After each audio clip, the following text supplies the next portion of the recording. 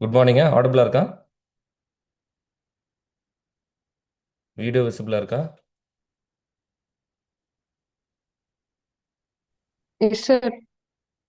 Okay, super. Ton.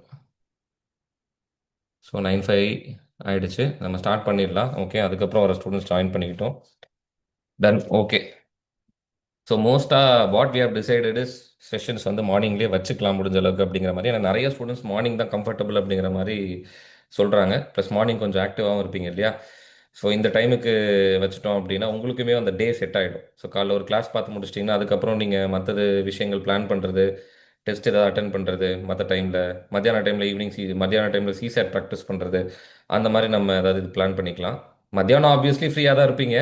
ஆனால் மத்தியானம் நம்ம கிளாஸ் வச்சு எல்லாம் தூங்கிடுவீங்க. அதனால வந்துட்டு கொஞ்சம் ஏர்லி மார்னிங், ஏர்லினா 9 மணி. ஓகே, ஸோ அந்த மாதிரி நம்ம என்ன பண்ணலாம்னா we can keep the classes ஒன்று. ரெண்டாவது வந்து பார்த்தீங்கன்னா நம்ம what we have additionally planned is ஒவ்வொரு கிளாஸ் முடிஞ்சதுக்கு அப்புறமும் உங்களுக்கு ஃபைட் கிளப்லையும் சரி நம்ம என்வாயன்மெண்ட் 360லையும் நான் ஒரு பிடிஎஃப் அப்லோட் பண்ணுவேன். ஓகே, அந்த பிடிஎஃப்ல 20 கொஸ்டின் இருக்கும். புரியுதுங்களா? ஸோ அந்த 20 கொஸ்டினை நீங்கள் அட்டன் பண்ணுற மாதிரி இருக்கும். ஓகே, ஸோ செல்ஃப் கரெக்ஷன் தான், ப்ரிலிம்ஸ் தான். ஸோ நீங்கள் வந்து 20 கொஸ்டின்ஸ் அட்டன் பண்ணிவிடுங்க. ஒரு ஒன் டே கழிச்சு நம்ம எக்ஸ்ப்ளனேஷனோட என்ன பண்ணிவிடுவோம் அப்படின்னா இன்னொரு பிடிஎஃப் அப்லோட் பண்ணிவிடுவோம். ஸோ தட் என்ன தப்பு என்ன மிஸ்டேக் அப்படிங்கிறது நீங்கள் அதை கரெக்ட் பண்ணிக்கலாம்.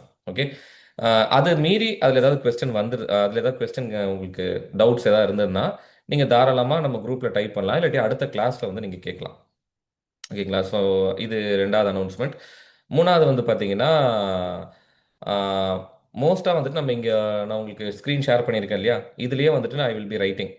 ஓகே, அதை வந்துட்டு உங்களுக்கு நான் பிடிஎஃபாக வந்து திரும்ப ஷேர் பண்ணிவிடுவேன். ஸோ அந்த இப்போதைக்கு இந்த பிடிஎஃப் ஓப்பனாக நான் ஷேர் பண்ணிவிடுவேன். அதுக்கப்புறம் வந்து பார்த்தீங்கன்னா நம்மளோட குரூப் கிரியேட் பண்ணிவிடுவோம். தனியாகவே என்வாயன்மெண்ட்டுக்குன்னு will create a group. So யார் ஜாயின் பண்ணுறாங்களோ அங்கே வந்து இந்த ரெஸ்பெக்டிவ் பிடிஎஃப்ஸ் வந்து ஷேர் பண்ணிவிடுவோம். புரியுதுங்களா? ஸோ அது மூணாவது அனௌன்ஸ்மெண்ட். ஸோ அதை மட்டும் நீங்கள் ரெஃபர் பண்ணாலே போதுமானதாக இருக்கும்னு நான் நம்புகிறேன். புரியுதுங்களா? ரொம்ப எக்ஸ்டென்சிவாக போக வேணான்னு. மேபி பழைய ஸ்டூடெண்ட்ஸ் என்னோட பிபிடி வச்சுருப்பாங்க. பிபிடி பிடிஎஃபாக கன்வெர்ட் பண்ணி நான் அவங்களுக்கு அனுப்பிச்சது. பட் நிறைய அப்டேட்ஸ் இருக்குது அதில். அதனால வந்து பார்த்தீங்கன்னா அதை வச்சு மட்டும் நீங்கள் இது பண்ண வேண்டாம். ஓகேங்களா? அது இன்னும் கொஞ்சம் எக்ஸ்ட்ரா நிறையா பேஜஸ் போகிற மாதிரி இருக்கும். அதெல்லாம் கன்சாலிடேட் பண்ணி நம்ம வந்து சிம்பிளாக என்ன படிக்கணும், இப்போ கன்வென்ஷன்ஸ்னால் என்னென்ன தெரியணும், லேட்டஸ்ட்டாக என்ன அப்டேட் பண்ணியிருக்கு அப்படிங்கிறத நான் இங்கேயே உங்களுக்கு எழுதி போட்டுருவேன். அதனால வந்து பார்த்தீங்கன்னா அது ஒன்று. ஓகே, ஸோ அது வந்து தேர்ட் அனௌன்ஸ்மெண்ட். அண்ட் ஃபோர்த் வந்து பார்த்தீங்கன்னா செகண்ட் அனௌன்ஸ்மெண்ட் என்னன்னா ஒன்றும் கிடையாது. நான் வந்து ஒவ்வொரு கிளாஸ் முடியும் போதும் உங்களுக்கு ஒரு ஒரு டாபிக் முடியும் போது ஆக்சுவலாக இன்னைக்கு காலேஜ் பேசிக்ஸ் முடிச்சிருவோம். Next will be starting ecosystem, functions of ecosystem, dynamics of ecosystem, அதெல்லாம். இந்த மாதிரி ஒவ்வொரு டாபிக் முடியும் போதும் ஒரு 20 கொஸ்டின் வில் பி போஸ்டட். புரியுதுங்களா? ஸோ அதை கொஞ்சம் கண்டிப்பாக சால்வ் பண்ணும். நீங்கள் வந்து கொஞ்சம் சோம்பேறித்தனப்படாமல் அதை கண்டிப்பாக சால்வ் பண்ணிட்டீங்க அப்படின்னா ஓரளவுக்கு அந்த கான்செப்டுவல் கிளாரிட்டி வந்துடும். ஏன்னா ஃபஸ்ட்டு கிளாஸ் இனிஷியலாக இக்காலஜி அப்படிங்கிறது இட் இஸ் ஃபுல்லி கான்செப்ட். புரியுதுங்களா? லாஸ்ட் ப்ரிலிம்ஸ் அப்படிங்கிறது கான்செப்சுவல் ஸ்ட்ரென்த்தை தான் டெஸ்ட் பண்ணாங்க என்ன ஏதுன்னு சொல்லிட்டு. ஓகேங்களா? கிளைமேட் சேஞ்ச்லையும் சரி, உங்களுக்கு பயோடைவர்சிட்டிலையும் சரி, எல்லாத்துலேயுமே சில கான்செப்ட்ஸ் இருக்கும். அதை டெஸ்ட் பண்ணாங்க. ஸோ எதையுமே நம்மளால் வந்துட்டு விட முடியாது. ஸோ கான்செப்ட்ஸை பேஸ் பண்ணி உங்களுக்கு கொஸ்டின்ஸ் போடுவோம். அது இல்லாமல் கரண்ட் அஃபேர்ஸ் பேஸ் பண்ணி இருக்கும் உங்களுக்கு. ஸோ அதனால் அதை நீங்கள் பார்க்கணும். புரியுதுங்களா? இது ஒன்று. அண்ட் ஃபோர்த் அனௌன்ஸ்மெண்ட் என்ன அப்படின்னா ஆஹ் ஒவ்வொரு வீக்கோட கரண்ட் அஃபேர்ஸ் நானே கிளாஸில் கவர் பண்ணிவிடுவேன் ஸ்டார்டிங் ஃப்ரம் திஸ் ஜான். புரியுதுங்களா? ஸோ இந்த ஃபர்ஸ்ட் 7 நாளோட கரண்ட் அஃபேர்ஸ் உங்களுக்கு வந்துட்டு ஒவ்வொரு கிளாஸோட முடிவில், புரியுதுங்களா, இன்னைக்கு கிடையாது, அடுத்த கிளாஸ்லேருந்து ஆரம்பிக்கும் போது அந்த கரண்ட் அஃபேர்ஸை நான் கவர் பண்ணிவிடுவேன். ஸோ நான் அப்படி தான் நம்ம கவர் பண்ணால் பெட்டராக இருக்கும் ஒன்று. ரெண்டாவது என்ன பார்த்தீங்கன்னா இந்த John to December current affairs இருக்கு இல்லையா, அதை யூபிஎஸ்சி ஃபைட் கிளப்ல வந்து பிளேலிஸ்ட்டாக லான்ச் பண்ணுறோம். புரியுதுங்களா? ஸோ ஸ்டார்டிங் வித் ஒவ்வொரு ஸ்டேட்டோட national parks and tiger reserves will be covered. புரியுதுங்களா? ஸோ ஒவ்வொரு வீடியோலையுமே ஒவ்வொரு ஸ்டேட் எடுத்துட்டு இப்போ தமிழ்நாட்டிலேருந்து ஆரம்பிச்சு அப்படியே நம்ம என்ன பண்ணலாம்னா will have a travel. Okay, so அதனால் what I suggest you is ஒவ்வொரு ஸ்டேட்டோட மேப் மட்டும் கையில் ஹேண்டியாக வச்சுக்கோங்க. புரியுதுங்களா? தனியாக, அதாவது இந்தியா மேப் கிடையாது, ஒவ்வொரு ஸ்டேட்டோட தனித்தனி மேப் வந்து டவுன்லோட் பண்ணியோ இல்லாட்டி கடையில் வாங்கியோ பிரிண்ட் அவுட் ஒன்று எடுத்து வச்சிருங்க. ஓகேவா? ஸோ நம்ம அந்த கிளாஸில் வந்து நம்ம அந்த யூடியூப் வீடியோவில் அதை வந்துட்டு பண்ண பண்ண நம்ம சொல்ல சொல்ல நீங்கள் என்ன பண்ணணும்னா கைப்பட அதில் எழுதி மார்க் பண்ணி ரிவர்ஸை மார்க் பண்ணும், மவுண்டன்ஸை மார்க் பண்ணும், அந்த நேஷனல் பார்க் எதுக்காக நியூஸில் வந்துச்சு, நியூஸில் வந்திருந்தேன்னா அதை நான் மென்ஷன் பண்ணுவேன். ஸோ அதை வந்து பார்த்தீங்கன்னா you have to right. Okay, so அதுதான் வந்து பார்த்தீங்கன்னா அனௌன்ஸ்மெண்ட். அது ஒரு announcement with respect to environment.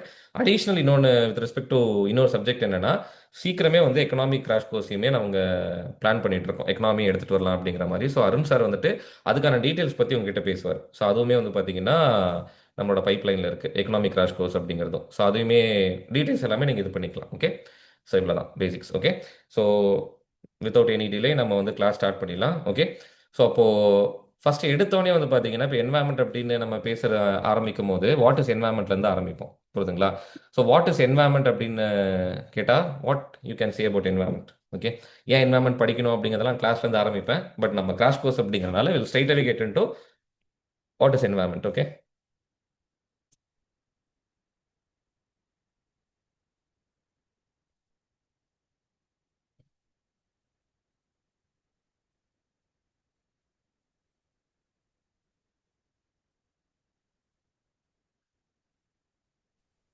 Sir hand out மாதிரி கொடுத்துருவீங்களா சார்?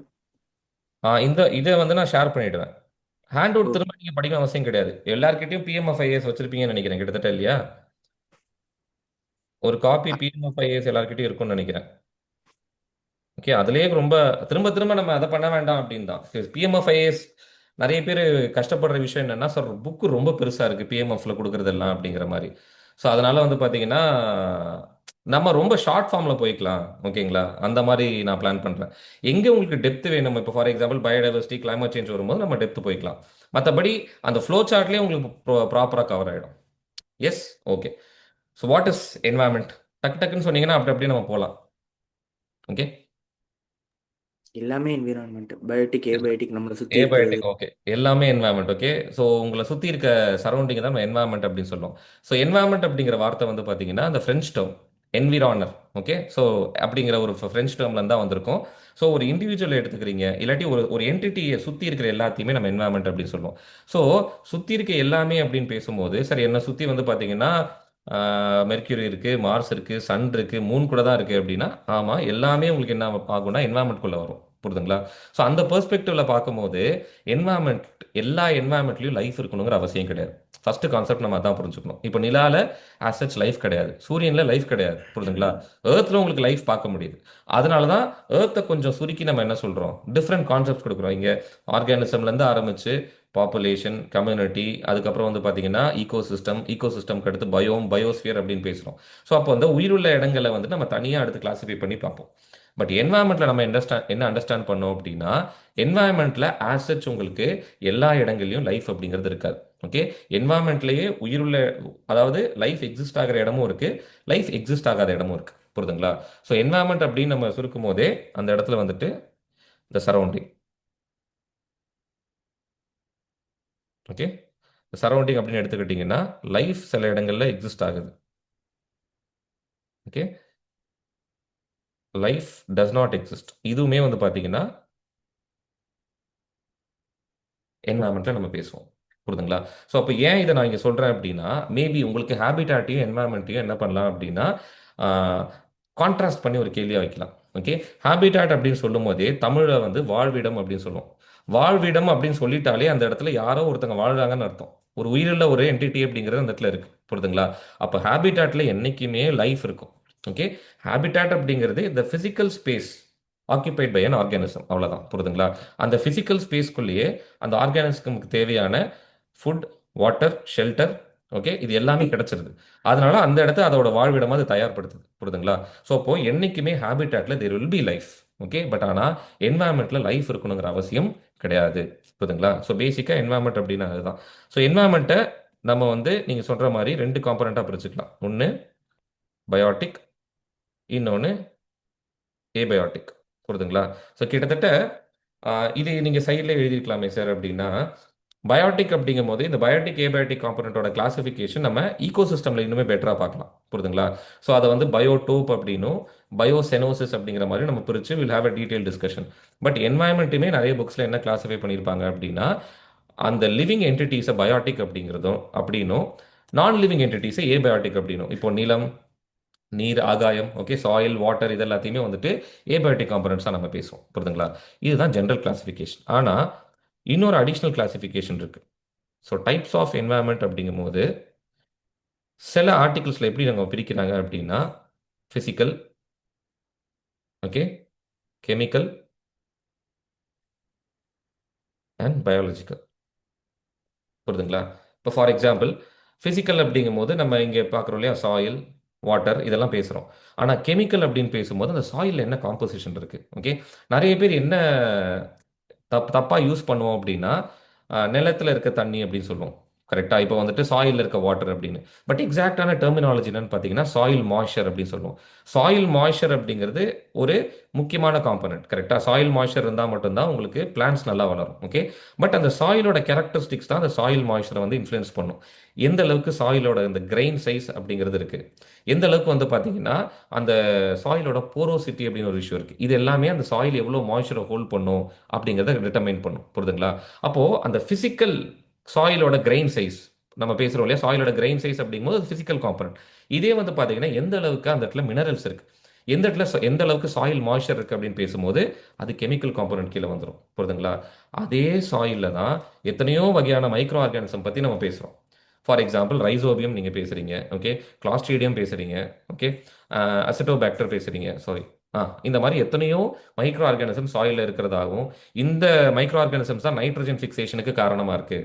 இந்த மைக்ரோ ஆர்கானிசம்ஸ் தான் பிளான்ஸ் கூட வந்து பார்த்தீங்கன்னா ஒரு சிம்பியாட்டிக் மியூச்சுவலிஸ்டிக் ரிலேஷன்ஷிப்பில் இருக்குது அப்படின்லாம் நம்ம படிக்கிறோம். அதெல்லாம் பயாலஜிக்கல் காம்பனண்ட்டாக நம்ம பேசுவோம். இப்படி கூட ஒரு கிளாசிஃபிகேஷன் இருக்குது. ஓகேங்களா? இன்னொரு கிளாசிஃபிகேஷன் என்ன அப்படின்னு பார்த்தீங்கன்னா natural, man-made and the human it self. புரியுதுங்களா? ஸோ ஒரு கட்டத்துக்கு, அதாவது ஹியூமன் வந்து சிந்திக்க ஆரம்பிச்சதுக்கு முன்னாடி வரைக்குமே நேச்சுரல் என்வாயன்மெண்ட் தான் இருந்துச்சு. அதுக்கப்புறம் ஹியூமன்ஸ் என்ன பண்ணுறாங்க, கொஞ்சம் கொஞ்சமாக என்வாயன்மெண்ட்டை வந்து மாற்றி அமைக்கிறாங்க அவங்களுக்கு ஏற்ற மாதிரி. நம்ம ரோடு போடுறோம், பிரிட்ஜஸ் கட்டுறோம், ஃப்ளைஓவர் கட்டுறோம், பில்டிங்ஸ் கட்டுறோம். இது எல்லாமே மேன்மேட் என்வாயன்மெண்ட் கீழே வரும். புரியுதுங்களா? மற்றபடி உங்களுக்கு வாட்டர் ஃபால்ஸாக இருக்கட்டும், ரிவர்ஸாக இருக்கட்டும், கடலாக இருக்கட்டும், இதெல்லாம் நேச்சுரல் என்வாயன்மெண்ட் கீழே வரும். Okay, and what is the reason நம்ம ஹியூமன் இங்கே தனியாக வந்து என்வாயன்மெண்ட்டில் ஒரு காம்பனண்ட்டாக எடுத்துகிட்டு வருது? ஹியூமன் மட்டுமே இங்கே வந்துட்டு ஒரு லிவிங் என்டிட்டி கிடையாது இல்லையா?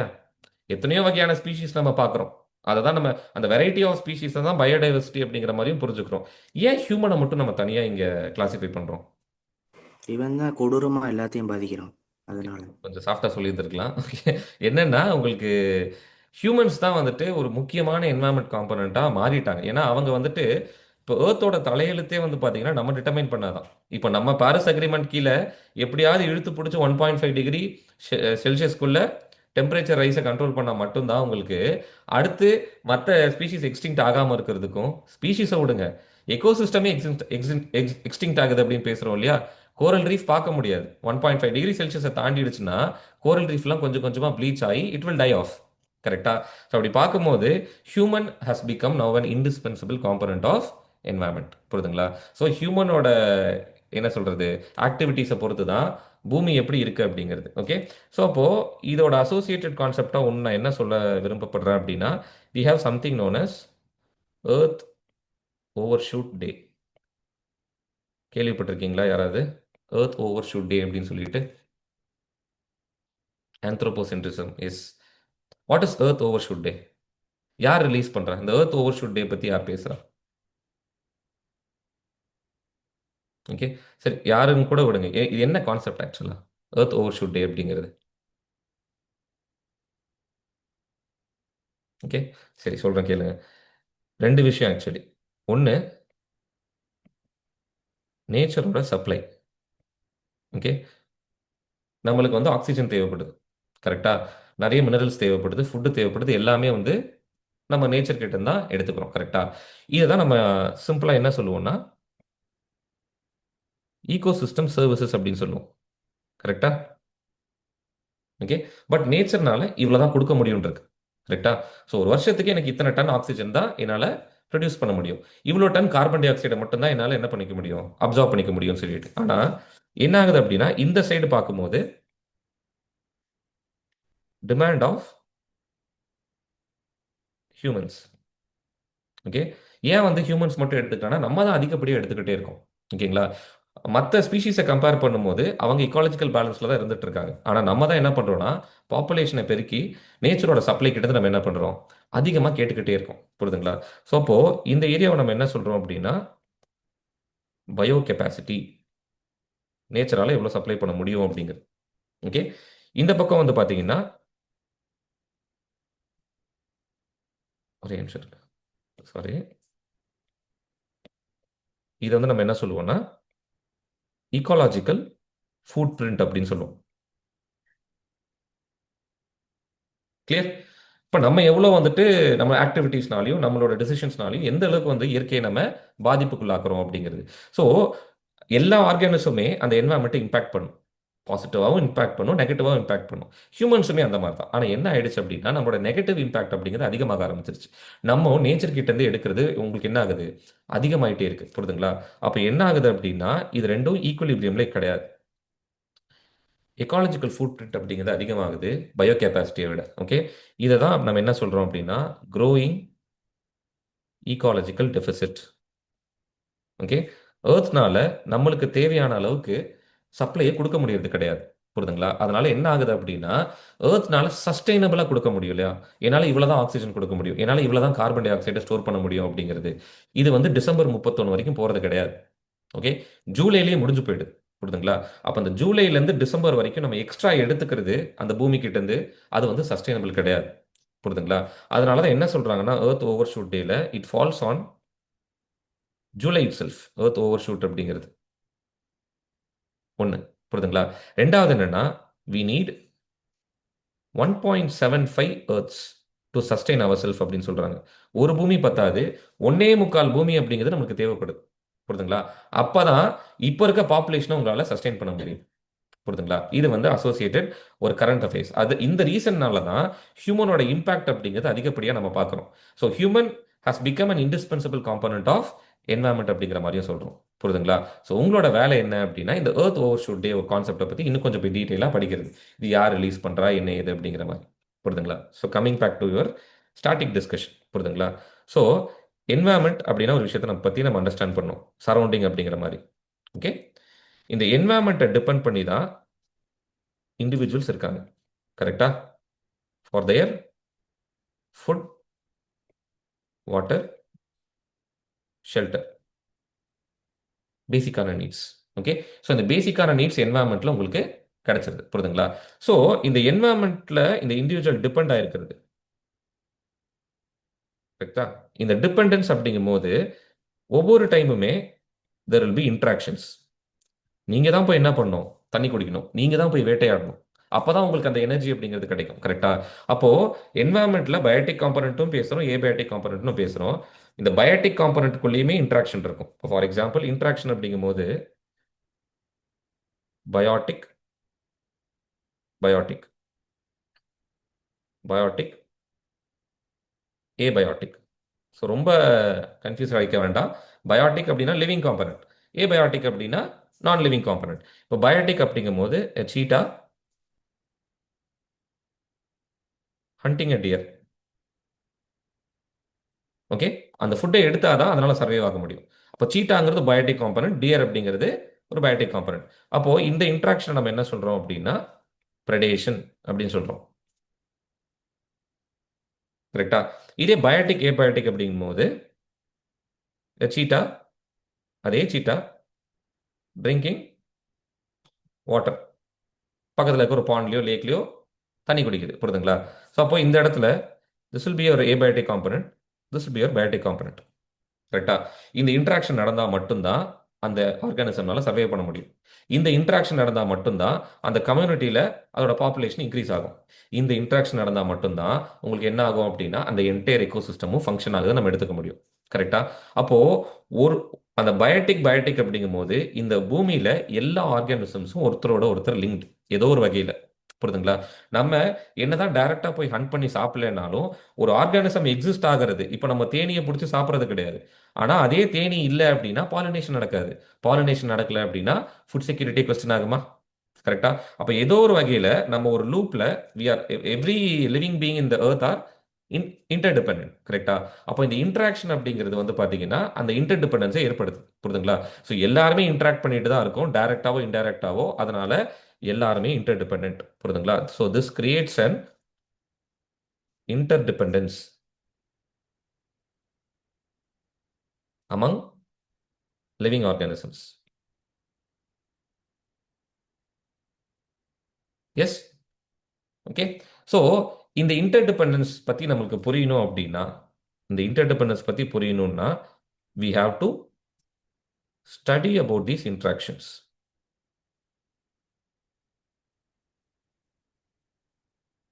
எஸ்.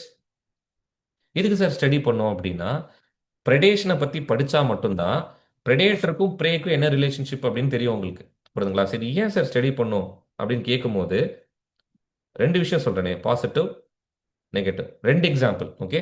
பாசிட்டிவாக நம்ம பேசுறது to know about predator pray relationship. எதுக்காக வந்து சீட்டா வந்து டியரை ஹண்ட் பண்ணுறது முக்கியம்னு நினைக்கிறீங்க?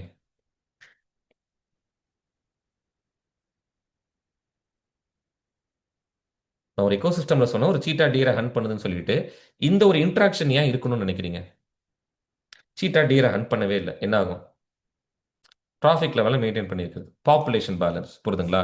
என்ன சொல்லுவோம்னா ஒரு இக்காலஜிக்கல் பேலன்ஸ் இருக்கணும். இஃப் அட் ஆல் அந்த ஈகோசிஸ்டமில் நீங்கள் சீட்டாவை ரிமூவ் பண்ணிட்டீங்க அப்படின்னா டியரோட பாப்புலேஷன் அதிகமாயிடும். செக் இருக்காது. அப்போ டியர் என்ன பண்ணும்? இருக்கிற கிராஸ் எல்லாத்தையுமே என்ன பண்ணிடும்? காலி பண்ணிடும். ஒரு கட்டத்துக்கு மேலே அந்த டியர் பாப்புலேஷனுக்கு என்ன ஆகும்? கிராஸ் சரியா இருக்காது, அதுக்குள்ள காம்படிஷன் இருக்கும். இதனால நான் பல்வேறு எஃபெக்ட்ஸ் அப்படிங்கிறது அந்த என்வாயன்மெண்ட்ல வரும். அப்போ அந்த எக்கோசிஸ்டமே கொஞ்சம் கொஞ்சமா கொலாப்ஸ் ஆக ஆரம்பிக்கும். கரெக்டா? அப்போ பிரெடேட்டர் ப்ரே ரிலேஷன்ஷிப்பை பத்தி படிச்சா மட்டும்தான் மாடர்ன் டேல உங்களால என்ன பண்ண முடியும்? கன்சர்வேஷனை ஏற்படுத்த முடியும். சும்மா ப்ராஜெக்ட் சீட்டாவை நம்ம இம்ப்ளிமெண்ட் பண்றோம்னு நினைக்கிறீங்களா? குணோபால்பூர் நேஷனல் பார்க்ல மத்திய பிரதேஷ்ல கம்ப்ளீட்டா இதை பத்தி படிச்சிருப்பாங்க. பிரெடேட்டர். அப்போ நம்ம சீட்டா வந்துட்டு ஏன் அங்க சர்வே ஆகல அப்படின்னு ஒவ்வொரு டைம் பேசும்போது அதுக்கு ப்ரே பேஸ் எந்த அளவுக்கு இருக்கு, அதுக்கு வந்து பாத்தீங்கன்னா த்ரெட்ஸ் எந்த அளவுக்கு இருக்கு, பக்கத்திலேயே லெப்பர்ட் இருக்கு, பக்கத்திலேயே புலி இருக்கு. இப்போ ராஜஸ்தான்ல வந்து பாத்தீங்கன்னா முகுந்த்ரா ஹில்ஸ் டைகர் ரிசர்வ் இருக்கு, சரிஸ்கா இருக்கு, உங்களுக்கு ரந்தம்போர் இருக்கு, அங்கெல்லாம் புலி இருக்கு. கொஞ்சம் கீழே தான் மத்திய பிரதேஷ்ல வி ஆர் ரன்னிங் ப்ராஜெக்ட் சீட்டா. இப்போ இந்த இன்ட்ராக்ஷன் எல்லாத்தையும் பத்தி படிக்காம நம்ம பாட்டுக்கு ஆப்பிரிக்கால இருந்து கொண்டு வந்து சீட்டாவை இங்க என்ன பண்ண முடியாது? உள்ள கொண்டு வந்து விட முடியாது. புரியுதுங்களா? அப்போ இன்ட்ராக்ஷன் படிக்கிறதுக்கு மொதல் ரீசன் கன்சர்வேஷன். புரியுதுங்களா? அந்த என்வரன்மெண்ட்ல நீங்க கன்சர்வேஷன் ஏற்படுத்த முடியும். புரியுதுங்களா? ரெண்டாவது முக்கியமான எக்ஸாம்பிள் நான் என்ன கொடுக்கணும்னு விருப்பப்படுறேன் அப்படின்னா இன்வேசிவ் ஸ்பீஷீஸ். ஓகே. சின்ன வயசுல ஆசையா கோல்ட் ஃபிஷ் வாங்கிட்டு வருவோம் வீட்டுக்கு. அக்வேரியம்லையும் போட்டுருவோம் கஷ்டப்பட்டு வீட்டில் போராடி இது பண்ணி. 2 வாரம் ஜாலியாக இருக்கும். 3வது வாரம் ஆகும்போது டேங்கை க்ளீன் பண்ணும். ஓகே. எல்லாத்துக்கும் ஐயோ, வாரம் வாரம் டேங்கை க்ளீன் பண்ணுமா, நாற்றம் அடிக்குது அப்படிங்கிற மாதிரி, யார் ஏதோ உட்காந்து க்ளீன் பண்ணிருப்பான்னு சொல்லிட்டு. அப்போ நமக்குள்ளேயே ஒரு கில்ட்டி வந்துடும், என்னோட ஆசையாக வாங்கிட்டு வந்து இந்த மாதிரி ஆயிடுச்சுன்னு சொல்லிட்டு. அப்போ என்ன பண்ணுவோம்னா நம்மளால அந்த கோல்ட் ஃபிஷ்ஷை தூக்கி வெளியும் கொட்ட முடியாது, எனக்கு கில்ட்டி ஆயிடும். ஒரு உயிரை கொன்ன போறேன் அப்படின்னு சொல்லிட்டு. புரியுதுங்களா? இப்போ என்ன பண்ணுவோம் அப்படின்னா அந்த உயிரை பாதுகாக்கிறதா நினைச்சிட்டு அந்த கோல்ட் ஃபிஷ் எடுத்துட்டு போய் பக்கத்தில் இருக்க குளத்துல என்ன பண்றது? தூக்கி போட்டுறது. எங்க இருந்தாலும் நீ நல்லா இருந்துக்க அப்படிங்கிற மாதிரி. புரியுதுங்களா? ஸோ ஆட்டோமேட்டிக்கா நம்மளுக்கு ஏதோ ஒரு ஒரு அச்சீவ்மெண்ட் மாதிரி, ஏதோ ஒரு ஒரு ஒரு உயிரை காப்பாத்திட்டேன்டா அப்படின்னு. ஆனா என்ன தெரியாதுன்னா அந்த கோல்டு ஃபிஷ் போய் இந்த பாண்ட்ல இருக்க மொத்த எக்கோசிஸ்டம் என்ன பண்ணிடும்? டெசிமேட் பண்ணி விட்டுரும். புரியுதுங்களா? அப்படிதானே நிறைய இன்வேசிவ் ஸ்பீஷிஸ் நம்ம அறியாம நம்ம இங்க இன்ட்ரடியூஸ் பண்ணிட்டு இருக்கோம், ஏதோ நல்லது பண்றதா நினைச்சு. இப்போ அதே சீமக்கருவேலாம் எதுக்காக நம்ம இந்தியாக்குள்ள வந்துச்சு? ஃபயர்வுட்டுக்காக. கரெக்டா? ப்ரோசோபஸ் ஜூலிஃப்ளோரான்னு கேள்விப்பட்டிருப்பீங்க. காமன்லி நோன் as கருவேல மரம்னு சொல்லுவாங்க, சீம கருவேலம்னு சொல்லுவாங்க. கரெக்டா? இப்போ எந்த அளவுக்கு அது இன்வேசிவ் ஸ்பீஷிஸா மாறிடுச்சு. கரெக்டா? இதே வந்து Wayanad wild life sanctuary, Nilgiri biosphere reserve ஃபுல்லாவே பாத்தீங்கன்னா சென்னா ஸ்பெக்டாபிளஸ்னு ஒன்று இருக்கும், எல்லோ கலர்ல பூ பூக்கும். It is an invasive species. புரியுதுங்களா? ஸோ அதனால வந்து பாத்தீங்கன்னா ஒரு ஒரு ஸ்பீஷிஸோட இன்ட்ராக்ஷனை பத்தி புரியாம அதோட பாப்புலேஷனுக்கு என்ன செக் இருக்குன்னு தெரியாம நம்ம பாட்டுக்கு என்ன பண்ணிடுறோம்? We are introducing the species. புரியுதுங்களா? ஸோ ஒரு விஷயத்த பண்ணாம இருக்கிறதுக்கு இன்ட்ராக்ஷனை பத்தி படிக்க வேண்டியதா இருக்கு. ஒரு விஷயத்த பண்றதுக்காகவும் கன்சர்வேஷனுக்காகவும் அந்த இன்ட்ராக்ஷனை பத்தி படிக்க வேண்டியதா இருக்கு. புரியுதுங்களா? அப்போ இந்த இன்ட்ராக்ஷனை பத்தி படிக்கிறதுக்கான சயின்டிஃபிக் ஸ்டடி, அதை தான் நம்ம ஈகாலஜி அப்படின்னு சொல்றோம். புரியுதுங்களா? எஸ். சி இந்த கிளாஸ் மறக்க கூடாது. அதுதான் என்னோட பர்பஸா நான் பார்க்குறேன். ஒவ்வொரு டைமும் போய் என்ன பண்ணக்கூடாது? ஈகாலஜினா என்னன்னு திரும்ப படிக்கிற மாதிரி இருக்கக்கூடாது. புரியுதுங்களா? ஸோ ஈகாலஜி அப்படின்னு நம்ம பேசும்போது ஈகாலஜியை பற்றி நிறைய பேர் பேசியிருக்காங்க. ஓகே. இது நம்ம புக்ஸில் பெருசாக பேசுறது கிடையாது. ஓகே. ஸோ நான் 2 பேரை பற்றி 3 பேரை பற்றி பேசணும்னு விருப்பப்படுறேன். ஒன்று இந்தியாவில். ஓகே. இன்னொன்று வந்து ஏன்னா இவரை பற்றி நம்ம என்சிஆர்டியில் இருக்கு ஆக்சுவலி. ஓகே. இது இன்னொன்று குளோபல் லெவலில். ஓகே. ஃபர்ஸ்ட் அலெக்சாண்டர் வான் ஹம்போல்ட். ஓகே. ஸோ இவரை தான் நம்ம ஃபாதர் ஆஃப் ஈகாலஜி அப்படின்னு சொல்றோம். புரியுதுங்களா? இவரை தான் ஃபர்ஸ்ட் இது ஏன் இம்பார்ட்டன்ட் இங்க சொல்றேன்னா, உங்க என்சிஆர்டில ஸ்பீஷீஸ் ஏரியா ரிலேஷன்ஷிப் அப்படிங்கிற டாபிக்ல இவரை பத்தி மென்ஷன் இருக்கு. இவரை பத்தி யூபிஎஸ்சில கேட்க போறது கிடையாது. கேட்டாலே ஆச்சரியப்படுறது கிடையாது. ஏன்னா அதுக்கப்புறம் தான் நம்ம என்ன பண்ணுவோம்? ஓகே, ஃபர்ஸ்ட் டைம் கேட்டுட்டான்ப்பா, அதுக்கப்புறம் படிக்க ஆரம்பிப்போம். புரியுதுங்களா? அதனால இதை பத்தி தெரிஞ்சுக்கிறது தப்பு கிடையாது. புரியுதுங்களா? நான் ரொம்ப டீட்டெயிலாக எடுத்துட்டு போக போறது கிடையாது. First to study about interaction between environment and organism. இவர் தான் முறையாக அதை பத்தி பேசுறார்.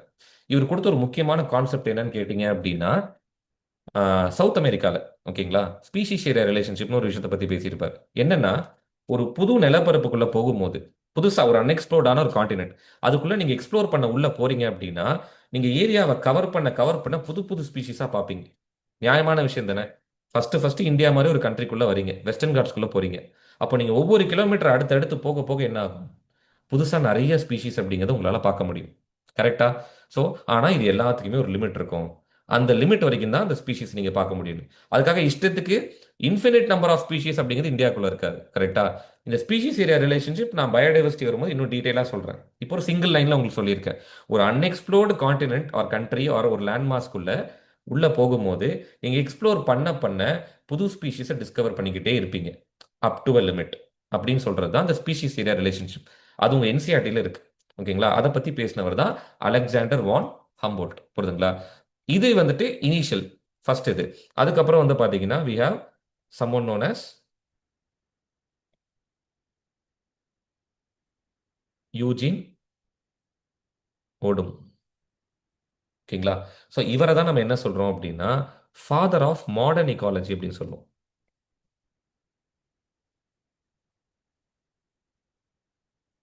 ஓகே. ஸோ இதுக்கான ரீசன் இவர் தான் ஈகாலஜியில் வந்து ஈகோ சிஸ்டம் முக்கியமாக பேசினது. அந்த ஈகோ சிஸ்டமில் வந்து பார்த்தீங்கன்னா எனர்ஜி டிரான்ஸ்ஃபர், ஓகே, அதுக்கப்புறம் வந்து பார்த்தீங்கன்னா டைனமிக்ஸ் எக்ஸெட்ரா, இதை பற்றியெல்லாம் இவர் தான் பேசியிருப்பார். அதாவது நம்மளோட நெக்ஸ்ட் கிளாஸ் இதை பற்றி யூஜினோடும் தான் பேசியிருப்பார். புரியுதுங்களா? இதே இது நம்ம அப்படியே இந்தியாவுக்கு வரோம்னா we have an important personality known as Ramdeo Mishra. இவரை பத்தி பேசுறது ஏன் இம்பார்ட்டன்ட் அப்படின்னா, இவரோட ஒரு எஃபர்ட்னால தான் இந்தியாவில் வந்து first national committee for environment planning and conservation அப்படின்னு ஒரு விஷயத்த 1972 எடுத்துட்டு வரும். 1972 ஒரு லேண்ட்மார்க்கான இயர். கரெக்டா? இந்தியாவுக்கும் சரி, குளோபல் லெவல்லையும் சரி. குளோபல் லெவல்ல முறையா யுனைடெட் நேஷன் கான்ஃபரன்ஸ் நடக்குது, ஸ்பெசிஃபிக்கலி ஃபார் என்வாயன்மெண்ட். கரெக்ட் தானே? ஸோ உங்களுக்கு அதை தான் ஸ்டாக்ஹோம் கான்ஃபரன்ஸ் அப்படின்னு சொல்றோம். அதோட அவுட்கமாக தான் யுஎன்இபி எஸ்டாப்ளிஷ் பண்ணுவாங்க, யுனைடெட் நேஷன்ஸ் என்வாயன்மெண்ட் ப்ரோக்ராம். கரெக்டா? அந்த வருஷம் இங்கிருந்து இந்தியாவை ரெப்ரசென்ட் பண்ணி போறது நம்மளோட prime minister Indira Gandhi, 1972. So Indira Gandhi அங்கே போயிட்டு வந்ததுக்கு அப்புறம் இந்தியாவில் என்ன பண்றாங்க? ஃபர்ஸ்ட் வைல்ட் லைஃப் ப்ரொடெக்ஷன் ஆக்ட்னு ஒரு விஷயத்தை எடுத்துட்டு வராங்க. ஹோலிஸ்டிக்கா கிடையாது, வைல்ட் லைஃப் ஒரு காம்பனண்ட் என்வாயன்மெண்ட்ல. ஸோ அதுக்கான ஒரு விஷயத்தை நம்ம அங்கே ஆரம்பிக்கிறோம். அதே வருஷம் தான் we are creating this national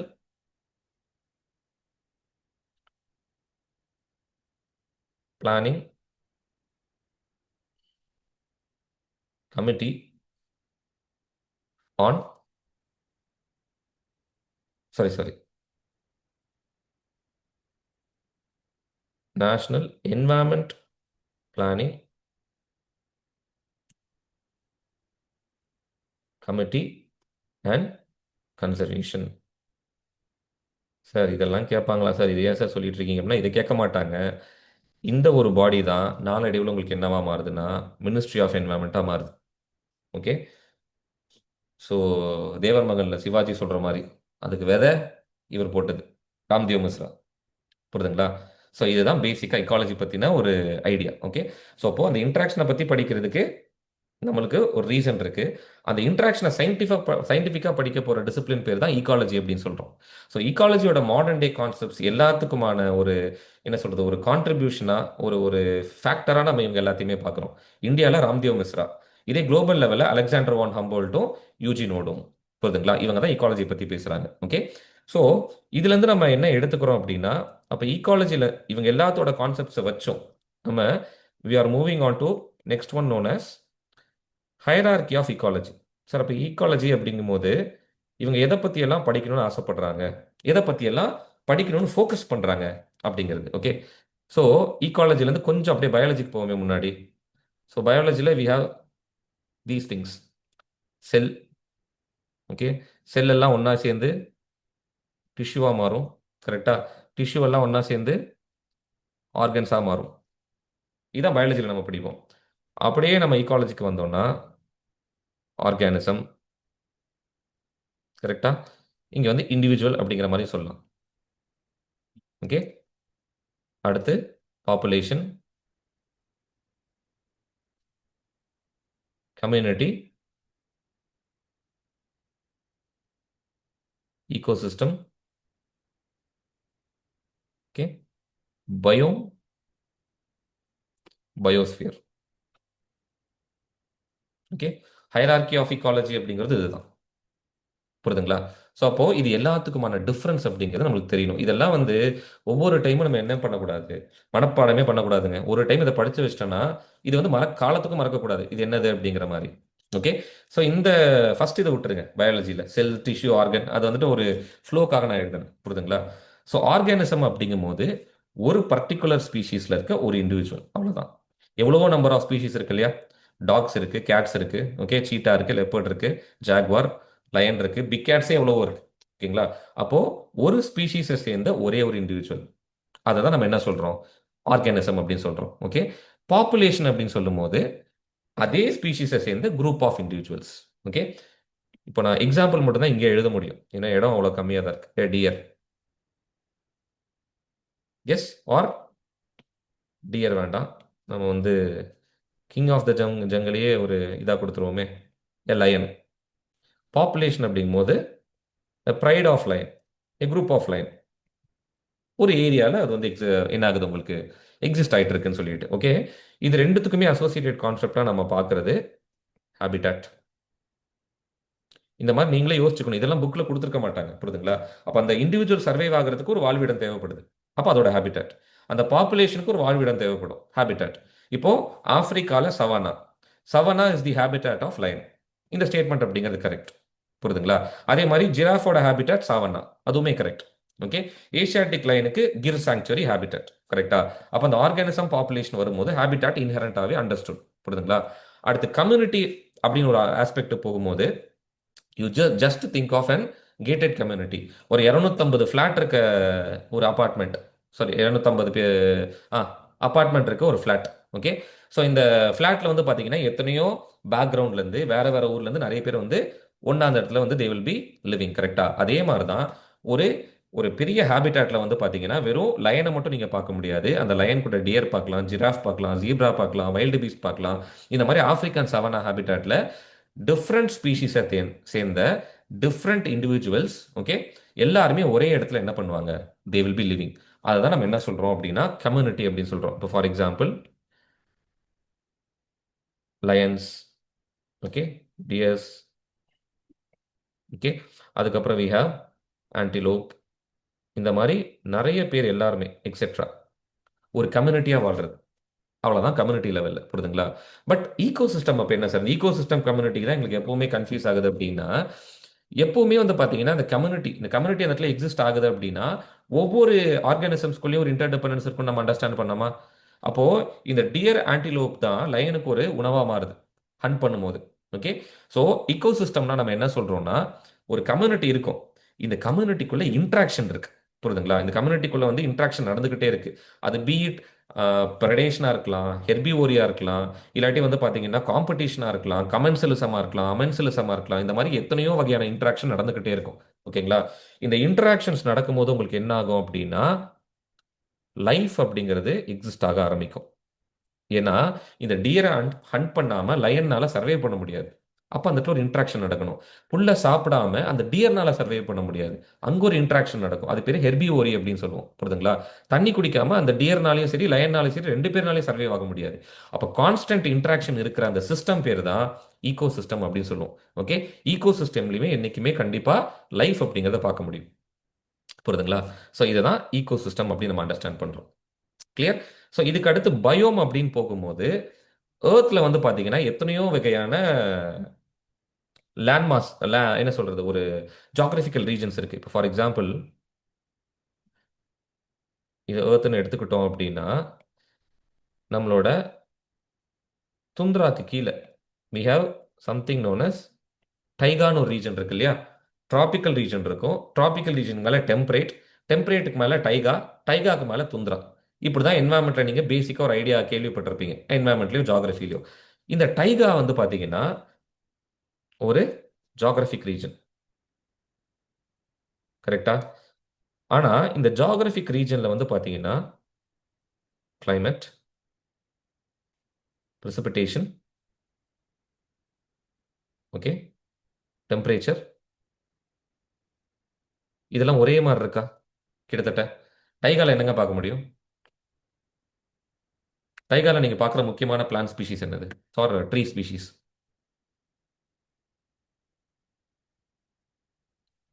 என்னங்க டைகா கோனிஃபரஸ் ஃபாரஸ்ட் ஆக்சுவலா கேள்விப்பட்டிருக்கீங்களா? மான்டெயின் கிடையாது, உங்களுக்கு அந்த கோனிஃபரஸ் ஃபாரஸ்ட் பார்க்க முடியும், கரெக்டா? உங்களுக்கு வந்துட்டு இந்த பைன் பார்க்கலாம், ஓகே, ஃபிர் பார்க்கலாம், லார்ஜ் ட்ரீ பார்க்கலாம். மொத்தம் 4 ட்ரீ தான் இருக்கும். என்டையர் டைகா இக்கோசிஸ்டம் அப்படிங்கிறதுலையும் 4 ட்ரீ தான் டாமினேட் பண்ணும்.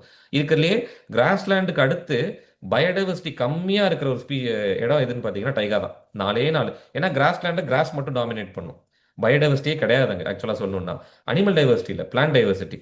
டைகாலையும் அதே மாதிரி தான், 4. ஃபயர் பின், சார் எஸ், fir, pine, spruce, larch, 4 tree தான் இருக்கும் டைகால. அப்போ அந்த ஜாகிரபி அந்த மாதிரி இருக்கு உங்களுக்கு. ஸோ அந்த அந்த ஒரு லாட்டிடியூட்ல லொக்கேட் ஆயிருக்க ரீசன்னாலேயே இங்கே கிளைமேட்டிக் கண்டிஷன் ஒரே மாதிரி இருக்கா? ப்ரெசிபிடேஷன் ஒரே மாதிரி இருக்குமா? சைபீரியாலேருந்து ஆரம்பிச்சு நீங்க கனடா, அதாவது அலாஸ்கா வரைக்கும் பார்த்தீங்கன்னா ஒரே மாதிரி தான் இருக்கும், வெள்ளையா இருக்கும், ஸ்னோஃபால் விழுந்துகிட்டே இருக்கும்.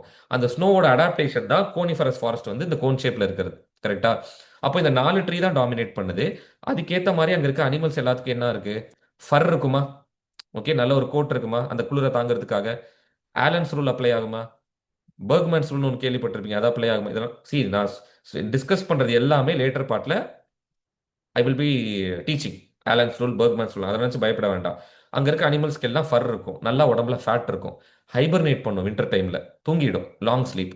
அப்போ இந்த எல்லா கேரக்டரிஸ்டிக்ஸும் ஒரே மாதிரி இருக்கா? இதை தான் நம்ம வந்து பயோம் அப்படின்னு சொல்லுவோம், புரியுதுங்களா? இந்த ஓப்பன் செஷன் யூடியூப்ல கண்டிப்பாக அப்லோட் பண்ணுவோம், புரியுதுங்களா? அதனால டோன்ட் வரி.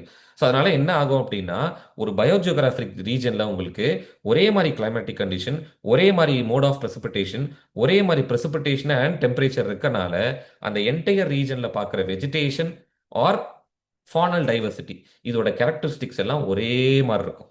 அதை தான் பயோம் அப்படின்னு சொல்றோம், புரியுதுங்களா? Taiga biome, tropical rain forest ஒரு பயோம். ஏன்னா அங்க பார்க்குற கேரக்டரிஸ்டிக்ஸ் சிமிலரா இருக்கு. இவ்வளவுதான் விஷயம், புரியுதுங்களா? இதை தாண்டி நீங்க கன்ஃபியூஸ் பண்ணிக்கணும் அவசியமே கிடையாது. ஓகே, ஒரு லார்ஜ் ஜாகிரபிக் ரீஜன், அந்த லாட்டிடியூட் அப்படிங்கிற ஒரு ஃபேக்டர்னால என்ன ஆகுதுன்னா ஒரே மாதிரி சிமிலர் கேரக்டரிஸ்டிக்ஸை பிளான்ட்ல அனிமல்ல 2 இடத்துலையும் நம்ம ப்ரெசென்ட் பண்றோம். இதை தான் நம்ம என்ன சொல்றோம் அப்படின்னா பயோம் அப்படின்னு சொல்றோம். இந்த மாதிரி டிஃப்ரெண்ட் பயோம்ஸ் சேர்ந்தது தான் நம்ம entire earth biosphere. Okay, the living component of எர்த்தை தான் நம்ம என்ன சொல்றோம் அப்படின்னா இந்த இடத்துல பயோஸ்பியர் அண்டர்ஸ்டாண்ட் பண்றோம். அதுதான் லாஸ்ட் கேட்டகரி, புரியுதுங்களா? ஸோ அப்போ ஆர்கானிசம்லேருந்து நம்ம பயோஸ்பியர் வரைக்கும் என்னென்னு அண்டர்ஸ்டாண்ட் பண்ணிட்டோம். ஓகே, ஸோ இதில் ஒவ்வொன்றா ஐ வில் பி டிஸ்கஸிங். ஏன்னா வந்துட்டு நிறைய பேர் இதை சொல்லிட்டு விட்டுருவாங்க உங்களுக்கு. இது ஒவ்வொன்றுத்துக்கும் ஒரு லாஜிக் இருக்கு. இப்போ நான் ஹேபிட்டாட் மட்டும் தான் இன்னைக்கு நான் பிளான் பண்ணியிருக்கேன், புரியுதுங்களா? அடுத்து பாப்புலேஷனை பற்றி நம்ம பேசணும். ஓகே, அதுக்கப்புறம் we have to discuss about deep இக்காலஜினா என்ன, ஷாலோ இக்காலஜினா என்ன, அந்த ஆஸ்பெக்ட்ஸ் எல்லாமே பேசணும். அதுக்கப்புறம் ஈகோசிஸ்டம் பேசுவோம், கடைசியாக தான் பயோம் பேசுவோம். நான் இப்போ இந்த ஹைரார்கிக்காக ஒரு ஒன் லைன்ல உங்களுக்கு அண்டர்ஸ்டாண்ட் பண்ணி வச்சிருக்கேன், புரியுதுங்களா? கிளியரா? ஸோ அப்போ coming to this biosphere, okay, biosphere அப்படி நம்ம அண்டர்ஸ்டாண்ட் பண்ணும்போது இதுதான் லிவிங் காம்பனன்ட் ஆஃப் நம்ம எர்த் அப்படின்னு சொல்றோம், பாருங்களா? Living sphere or living component of earth. எங்கெல்லாம் லைஃப் எக்ஸிஸ்ட் ஆகுதோ அந்த இடங்களை நம்ம என்ன சொல்லுவோம்?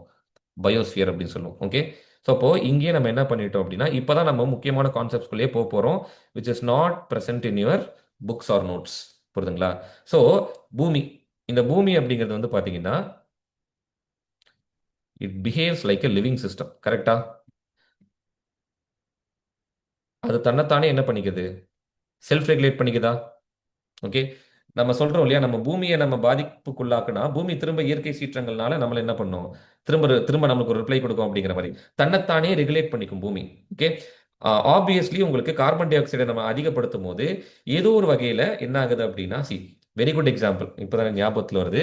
அக்டோபர்ல உங்களுக்கு ஒரு நியூஸ் வந்திருந்தது, நான் இதை உங்களுக்கு டெமோல கூட சொன்னேன். அட்மாஸ்பியர்ல கார்பன் டை ஆக்சைடு இன்க்ரீஸ் ஆகுறதுனால அமேசான் காடுகள்ல வந்து ட்ரீஸ் வந்து பெருசா வளருதான். ஓகே. இது பேர் கார்பன் ஃபர்டிலைசேஷன் எஃபெக்ட் அப்படின்னு சொல்லுவோம். அப்போ நம்ம யூபிஎஸ்சி டெர்மினாலஜின்னு சொல்லிட்டு இதை பார்த்துட்டு கடந்து போயிடுவோம். ஆனா இதுல இருக்க அண்டர்லைங் லாஜிக்கே என்னன்னா, நம்ம அட்மாஸ்பரிக் காம்போசிஷன் மாறுது. அதுக்கேத்த மாதிரி பூமி தன்னைத்தானே என்ன பண்ணிக்குது, சரி பண்ணிக்க ட்ரை பண்ணுது. ட்ரீஸை பெருசாக்குறது மூலியமா அந்த எக்ஸ்ட்ரா கார்பன் டை ஆக்சைடு என்ன பண்ணுது, அப்சார்ப் பண்ண ட்ரை பண்ணுதா? எஸ். அதனால தான் பூமியை நம்ம என்ன சொல்லுவோம்னா ஒரு செல்ஃப் ரெகுலேட்டிங் என்டிட்டி அப்படின்னு சொல்லுவோம். புரியுதுங்களா? So this is known as Gaia hypothesis. Okay. So இதுதான் first terminology that I wanted to introduce. புரியுதுங்களா? இதை யார் சொல்லியிருப்பா அப்படின்னா ஜேம்ஸ் லவ்லாக் அப்படிங்கிறவர். இதெல்லாம் என்னென்ன என்ன அப்படின்னு தெரிஞ்சா போதும். புரியுதுங்களா? Earth அப்படிங்கிறது it is not just a collection of ecosystem, it is a self regulating entity. இதுதான் இவங்களோட proposition. Okay. Earth is not just a collection of ecosystems.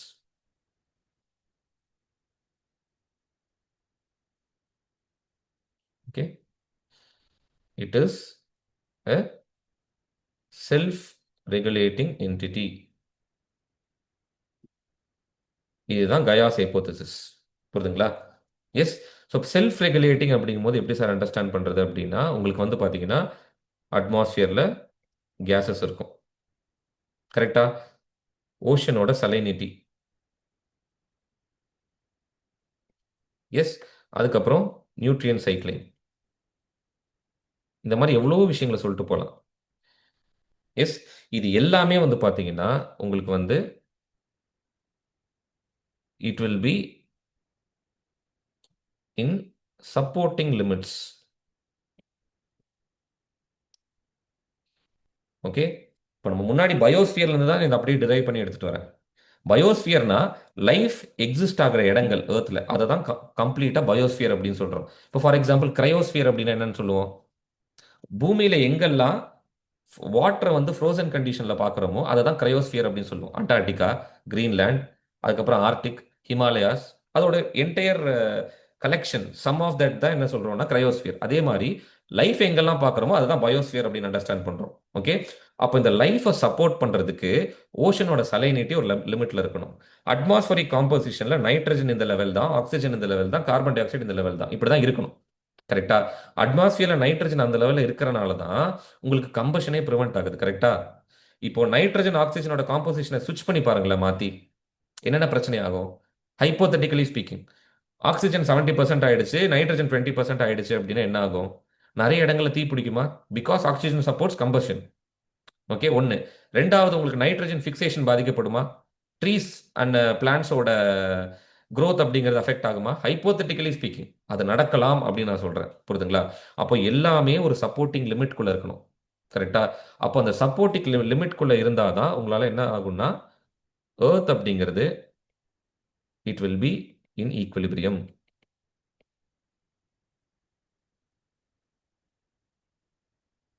S. Okay. இதை தான் நம்ம அடுத்த கான்செப்டுக்கு எடுத்துட்டு போறோம், which is known as homeostasis.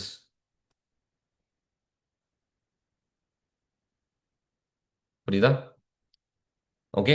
இந்த earth தன்னைத்தானே ரெகுலேட் பண்ணிக்கும் போது நிறைய ரெகுலேட்டிங் ஃபினாமினான் இருக்கு. அட்மாஸ்பரிக் காம்போசிஷனாக இருக்கும், ஓஷன் சலைனிட்டியாக இருக்கட்டும், ஓஷன் சர்க்குலேஷனாக இருக்கட்டும். உங்களுக்கு ஓகே, ஜாகிரபியில் எவ்வளோ விஷயம் படிச்சிருக்கீங்க. நியூட்ரியன் சைக்கிளிங்காக இருக்கட்டும், டெம்பரேச்சர் ரெகுலேஷனாக இருக்கட்டும், ஹீட் பட்ஜெட்டாக இருக்கும். ஓகே. உள்ளே எவ்வளோ இன்சலேஷன் வருது, எவ்வளோ out going long wave radiation வெளியே போகுது, இது எல்லாமே இது எல்லாமே சப்போர்ட்டிங் லிமிட்குள்ளே இருந்தால் மட்டும்தான் ஆம், பூமியில லைஃப் அப்படிங்கிறது எக்ஸிஸ்ட் ஆகும். கரெக்டா? அப்போ இது எல்லாமே சப்போர்ட்டிங் லிமிட்குள்ளே இப்போ இருக்கு. அதனால தான் நம்மளால உயிர் வாழ முடியுது. அப்போ பூமி ஒரு ஈக்குலிபிரியம்ல இருக்கு அப்படின்னு சொல்லுவோம். இந்த ஈக்குலிபிரியம் பேர் தான் ஹோமியோஸ்டேசிஸ் அப்படின்னு சொல்லுவோம். புரியுதுங்களா? பட் இதை உங்களுக்கு யூபிஎஸ்சியில் எப்படி கேட்கலாம்னா, tendency of earth to maintain dynamic equilibrium இதுதான் ரொம்ப இம்பார்ட்டன்ட் கான்செப்ட். ஈக்குலிபிரியம்னா எர்த் அப்படியே ஸ்டாட்டிக்கெல்லாம் கிடையாதுங்க. சீ லெவல் ரைஸ் ஆகிட்டு தான் இருக்கு. ஓகேங்களா? ஒரு இடத்துல மழை அதிகமாக பெஞ்சா இன்னொரு இடத்துல வறட்சி ஆக தானே செய்யுது.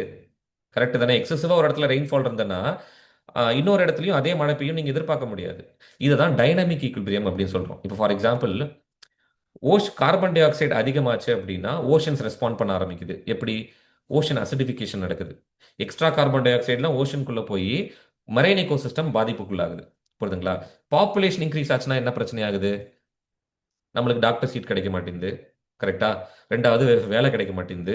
ஓகேங்களா? அப்போ இதை தான் நம்ம என்ன சொல்றோம் அப்படின்னா, பாப்புலேஷன் இன்க்ரீஸ் ஆச்சுன்னா ரிசோர்ஸ் டைட்டன் ஆயிடுது. புரியுதுங்களா? அப்போ இந்த மாதிரி ஒவ்வொரு என்ன சொல்றது, ஒவ்வொரு டைமும் இந்த ஈக்குலிபிரியம் மாறும்போது எர்த் திரும்ப அந்த ஈக்குலிபிரியம்குள்ள தன்னை எடுத்துட்டு வர ட்ரை பண்ணும். So it is like an intelligent balance. இப்போ நம்ம உடம்பு அந்த மாதிரி தானே. இப்போ ஃபார் எக்ஸாம்பிள், ஃபீவர் இருந்தால் ரெஸ்டட்னு சொல்லுவாங்க. கரெக்டா? ஃபீவர் அப்படிங்கிறது ஹோமியோஸ்டேசிஸ்க்கு அப்பாற்பட்ட விஷயம். ஹோமியோஸ்டேசிஸ் நம்ம உடம்புலையுமே இருக்கும். கரெக்டா? நம்மளோட பாடி டெம்பரேச்சர் அந்த 37 டிகிரி செல்சியஸ்குள்ளேயே இருக்கணும். உடம்புல இருக்கிற சோடியமாக இருக்கட்டும், இல்லாட்டி நியூட்ரியன்ஸோட கண்டென்ட் அந்த லெவலில் இருக்கணும். எதுவுமே அதை மீறக்கூடாது. அதனால தான் அது ஈக்குலிபிரியமில் இருக்கு. நம்மளுமே டைனமிக் ஈக்குலிபிரியம் தான். ஃபர்ஸ்ட் ஆஃப் ஆல், 38க்கு நம்ம பாடி டெம்பரேச்சர் போயிடுச்சுன்னா ரெஸ்ட் எடுக்கிறது மூலியமா திரும்ப அந்த 37க்கு எடுத்துட்டு வர ட்ரை பண்றீங்க. புரியுதுங்களா? அந்த பேலன்ஸ் அப்படிங்கிறத நம்ம என்ன சொல்றோம்? ஹோமியோஸ்டேசிஸ் அப்படின்னு சொல்றோம். பட் ஆனா இது திரும்ப தன்னைத்தானே என்ன பண்ணிக்குது? ரீஸ்டோர் பண்ணிக்க ட்ரை பண்ணுது இல்லையா? எவ்வளவு தூரத்துக்கு இந்த இது போக முடியும்? So how for the nature can stretch. எவ்வளோ நம்ம வந்து மரத்தை வெட்டினாலும், எவ்வளோ வந்து ஓஷனை பொல்யூட் பண்ணாலும் தன்னைத்தானே பூமி வந்து சரிப்படுத்திக்குமா அப்படின்னு கேட்டிங்கன்னா அப்படி கிடையாது. புரியுதுங்களா? ஸோ அதுக்கு தான் next concept you have to understand which is known as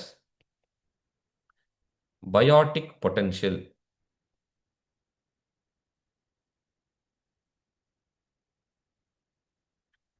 S.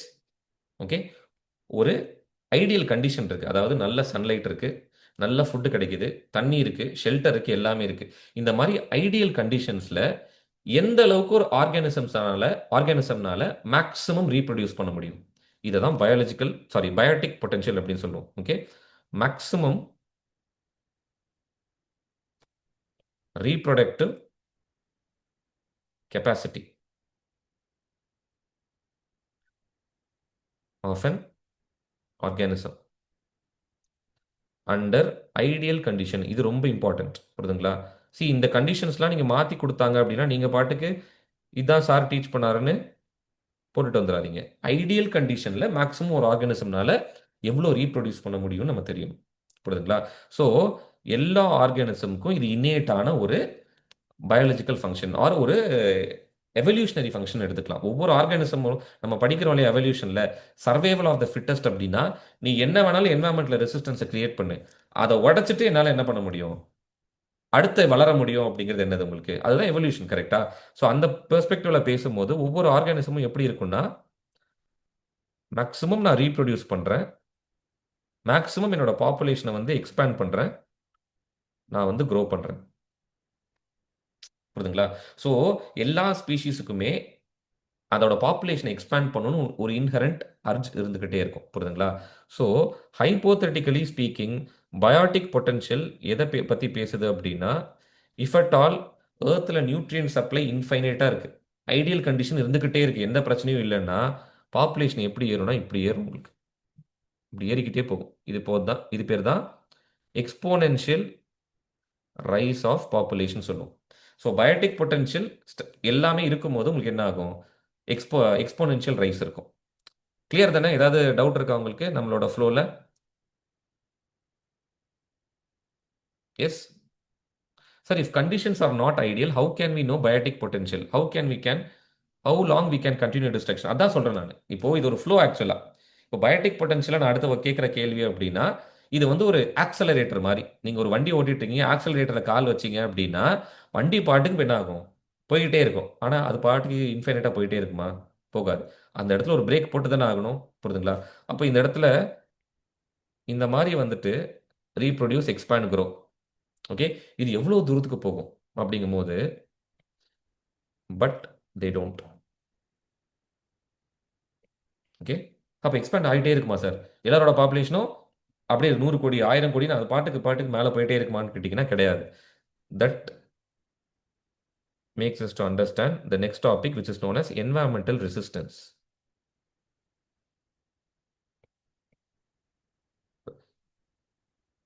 Okay, environmental resistance.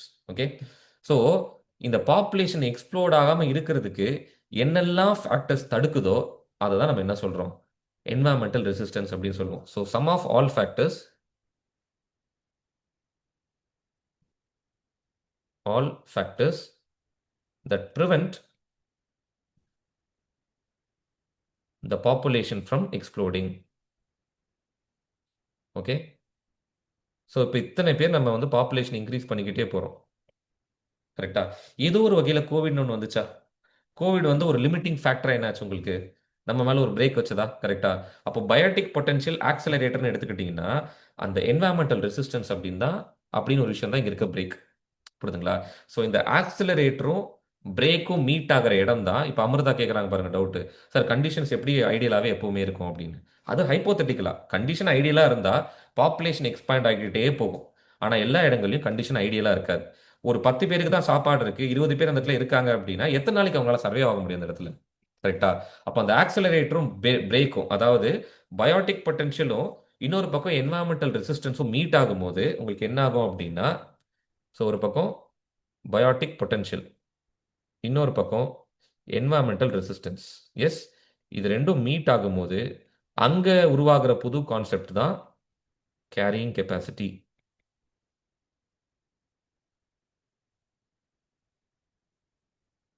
Okay, இது நீங்க நிறைய மாக் டெஸ்ட்ல பார்த்துருப்பீங்க, கேரியிங் கெப்பாசிட்டி என்ன சொல்லிட்டு. ஓகே, ஒரு எக்கோசிஸ்டம்னால மேக்ஸிமம் லெவல் ஆஃப் பாப்புலேஷனை எவ்வளோ சஸ்டெயின் பண்ண முடியும் வித்தவுட் டிகிரேடிங் இட் செல்ஃப், இதை தான் கேரியிங் கெப்பாசிட்டி அப்படின்னு சொல்றோம்.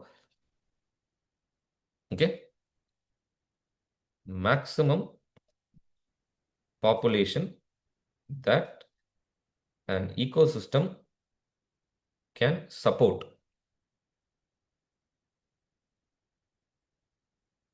without degrading itself. புரியுதுங்களா? இதுதான் கேரிங் கெப்பாசிட்டி அப்படின்னு சொல்லுவோம். ஸோ இவங்க கொஞ்சம் ரியலிஸ்டிக்கான ஒரு விஷயத்தை பற்றி பேசுவாங்க. இப்போ நாங்கள் ஒரு கிராஃப் போட்டோம் இல்லையா, அதே மாதிரி இங்கே ஒரு கிராஃப் போட்டோம் அப்படின்னா எப்பவுமே எக்ஸ்போனென்ஷியல் ரைஸ் இருக்காது. There will be some sort of stagnation, மேலே ஒரு லிமிட் இருக்கும். இதுதான் கேரியிங் கெப்பாசிட்டி அப்படின்னு சொல்கிறோம். ஸோ ஒரு எக்கோசிஸ்டம்னால என்றைக்குமே இன்ஃபினைட்டான அமௌண்ட் ஆஃப் பாப்புலேஷனை சப்போர்ட் பண்ண முடியாது. பிகாஸ் வி ஹாவ், இப்போ நியூட்ரியன்ஸ் அப்படிங்கிறது ஃபிக்ஸட் தான். புரியுதுங்களா? எப்பவுமே வந்து இன்ஃபினைட் அமௌண்ட் ஆஃப் பாப்புலேஷனை நம்மளால என்ன பண்ண முடியாது, சப்போர்ட் பண்ண முடியாது. Okay, so this biotic potential concept forms the basis of any environmental convention. அப்படி கிடையாது, எந்த என்வாயன்மெண்ட் கன்வென்ஷனுமே என்ன சொல்றது, அப்படியே எக்ஸ்போனென்ஷியலாக ஒரு growth-அ வந்து ப்ரொமோட் பண்ணணும்னு பேசுறது கிடையாது.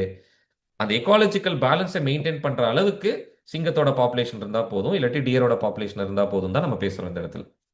புரியுதுங்களா? ஸோ அதுதான் முக்கியம். புரியுதுங்களா? ஸோ அப்போ கிட்டத்தட்ட இந்த 3 கான்செப்ட், இந்த எல்லா கான்செப்ட்டுமே இன்டர் ரிலேட்டட் தான். ஃபர்ஸ்ட் ஆஃப் ஆல், எர்த் தன்னைத்தானே செல்ஃப் ரெகுலேட் பண்ற ஒரு என்டிட்டின்னு பார்த்தோம். ஓகே, ரெண்டாவது செல்ஃப் ரெகுலேஷன் அப்படிங்கும்போது எப்படி வந்து அது வந்து சப்போர்ட் பண்ணுது. ஓகே, ஒரு ஸ்பீஷிஸ் எக்ஸிஸ்ட் ஆகிறதுக்கு எப்படி சப்போர்ட் பண்ணுது. பிகாஸ் எர்த் என்னைக்குமே ஒரு ஈக்குலிபிரியமை, அதை ஈக்குலிபிரியமை தாண்டி போனாலும் தன்னைத்தானே திரும்ப அந்த ஈக்குலிபிரியமுக்கு வரதுக்கு ட்ரை பண்ணும். அந்த இடத்துக்கு வரதுக்கு அது பேர் ஹோமியோஸ்டேசிஸ் அப்படின்னு சொல்லுவோம். அந்த ஹோமியோஸ்டேசிஸ் மெயின்டைன் ஆகிறனால தான் லைஃப் இந்த அளவுக்கு வந்துட்டு பாசிபிளாக இருக்கு. இஷ்டத்துக்கு உங்களுக்கு வந்து பார்த்தீங்கன்னா ப்ளூட்டோ மாதிரியோ மெர்க்குரி மாதிரியோ ரொம்ப ஹாட்டா இல்லாட்டி ரொம்ப கோல்டா இதுக்குள்ள ஸ்விட்ச் ஆகிட்டு இருந்ததுன்னு வைங்களேன், லைஃப் அப்படிங்கிறது பாசிபிளாகவே இருந்திருக்காரு. கரெக்டா? ஸோ அப்போ அந்த ஹோமியோஸ்டேசிஸை பற்றி நம்ம அண்டர்ஸ்டாண்ட் பண்ணோம். ரெண்டாவது, சரி சப்போர்ட் பண்ணுது, எவ்வளோ சப்போர்ட் பண்ணும் அப்படின்னு கேட்டால் பயோட்டிக் பொட்டன்ஷியல். மேக்ஸிமம் ஒரு ஆர்கானிசம்னால ரீப்ரொடியூஸ் பண்ண முடிகிற அந்த கெப்பாசிட்டி, ஆனால் மேக்ஸிமம் ரீப்ரொடியூஸ் பண்ண முடியாது பிகாஸ் ஆஃப் என்வாயன்மெண்டல் ரெசிஸ்டன்ஸ். புரியுதுங்களா? ஸோ அப்போ ஒரு பேலன்ஸ்க்கு வரும். அப்போ என்வாயன்மெண்ட்னால எவ்வளோ சப்போர்ட் பண்ண முடியும், அந்த அளவுக்கு தான் பாப்புலேஷன் க்ரோ ஆக முடியும். அதை தான் நம்ம என்ன சொல்கிறோம்னா கேரிங் கெப்பாசிட்டி அப்படின்னு சொல்கிறோம். புரியுதுங்களா? ஸோ இந்த கேரியிங் கெப்பாசிட்டி அப்படின்னு ஒரு கான்செப்டோட இன்னொரு அசோசியேட்டட் கான்செப்ட் தான் ஈகாலஜிக்கல் ஆம்ப்ளிடியூட். இதுவுமே நீங்கள் மேபி டெஸ்ட்ல எல்லாம் பார்த்துருப்பீங்க.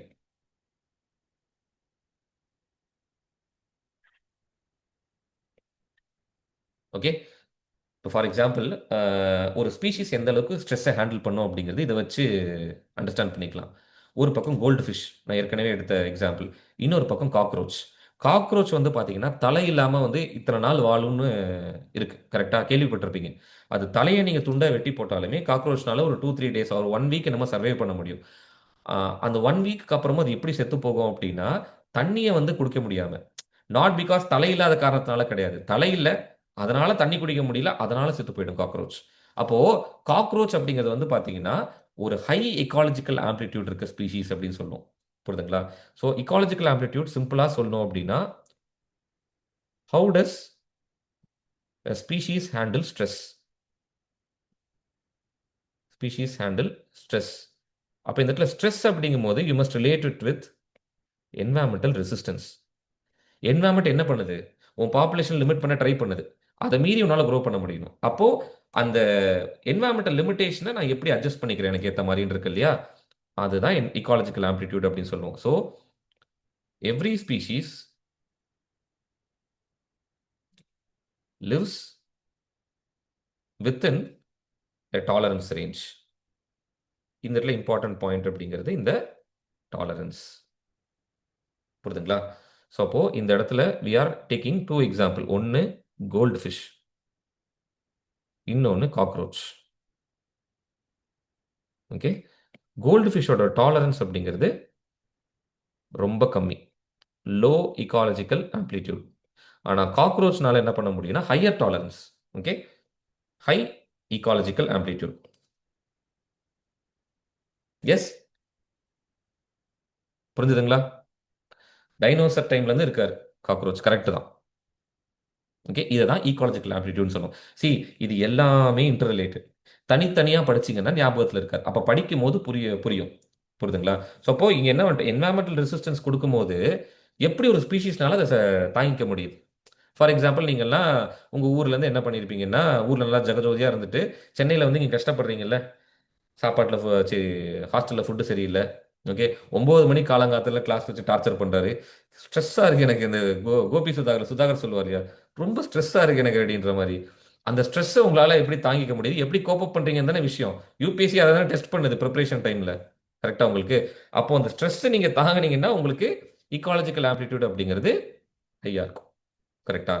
ஸோ இவ்வளோ பிரச்சனை போயிட்டு இருக்கும்போது நடுவில் குறுக்கில் இந்த கௌசிக் வந்தா அப்படிங்கிற மாதிரி ஹியூமன்ஸ், சரி நாங்கள் எங்கே ஃபிட் ஆகுறோம், இவ்வளோ பிரச்சனை போயிட்டு இருக்கே, இந்த ஒரு டைனமிக்கான இன்ட்ராக்ஷனில் நாங்கள் எங்கே ஃபிட் ஆகுறோம் அப்படின்னு பேசும்போது இங்கே தான் நம்ம 3 பெர்ஸ்பெக்டிவை பற்றி பேசுகிறோம். புரியுதுங்களா?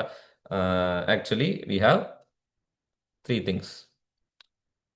ஆந்த்ரோபோ சென்ட்ரிசிசம்,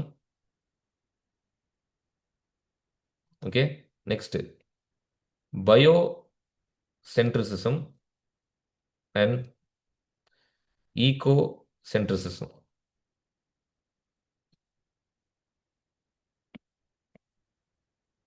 புரியுதா? ஓகே, சிம்பிளா ஒரே லைன்ல சொல்லணும்னா பூமி எங்களோடது அப்படின்னு பேசுறது ஆந்த்ரோபோசென்ட்ரிசம். புரியுதுங்களா?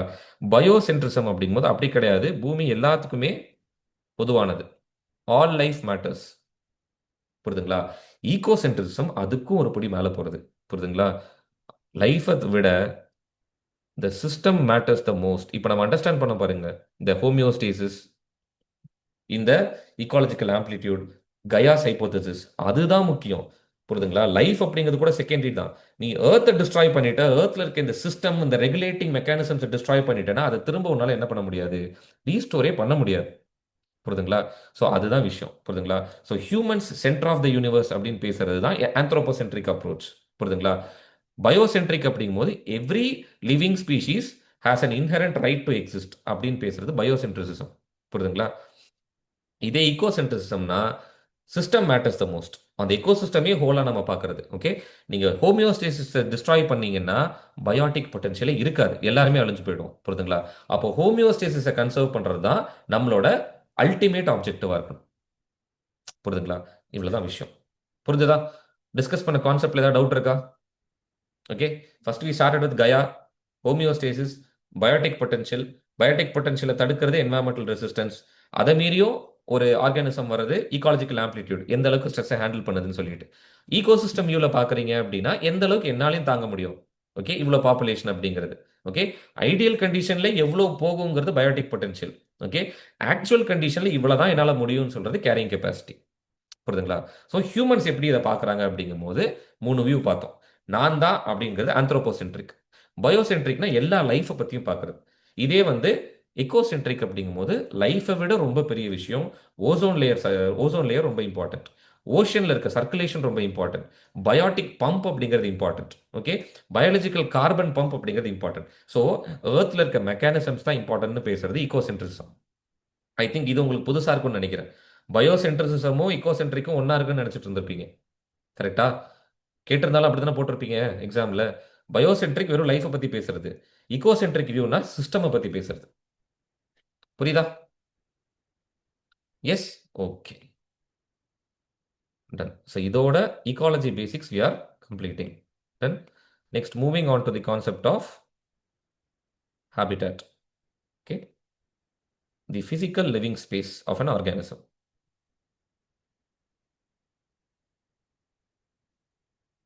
இதுதான் வாழ்விடம் அப்படின்னு சொல்லுவோம். புரியுதுங்களா? இந்த ஹேபிட்டாட்ல பிசிக்கல் லிவிங் ஸ்பேஸ் ஏன் ஃபார்ம் ஆகுது அப்படின்னா, அந்த ஆர்கானிசம்க்கு தேவையான ஃபுட், வாட்டர், ஷெல்டர் இது எல்லாமே இங்கே கிடைச்சிருது. ஸ்பீடாக இருக்காங்க, இல்லாட்டி ஓரளவுக்கு ஓகேவா உங்களுக்கு? இல்லாட்டி ஸ்பீடு கம்மி பண்ணுமா? ஸ்பீடு ஓகேவா? கரெக்ட் ஸ்பீடு தானே? ஓகே. ஏன்னா வந்துட்டு ரொம்பவும் இதை போட்டு நம்ம இது பண்ணிட்டு இருக்கக்கூடாது. இந்த அளவுக்கு தான் இதுக்கு இம்பார்ட்டன்ஸ்னா அவ்வளோதான் நீங்கள் கொடுக்கணும். புரியுதுங்களா? ஸோ நெக்ஸ்ட் கம்மிங் டு இந்த ஹேபிட்டாட் எப்படி வந்து என்வாயன்மெண்ட் அப்படின்ற ஒரு விஷயத்து கூட டிஃபர் ஆகுது. நான் ஏற்கனவே இப்போ சொன்னேன் இல்லையா? ஓகே, ஹேபிட்டாட் அப்படிங்கிறது வந்து பார்த்தீங்கன்னா இது உங்களுக்கு ஸ்டேட்மெண்ட்டில் கேட்கலாம்.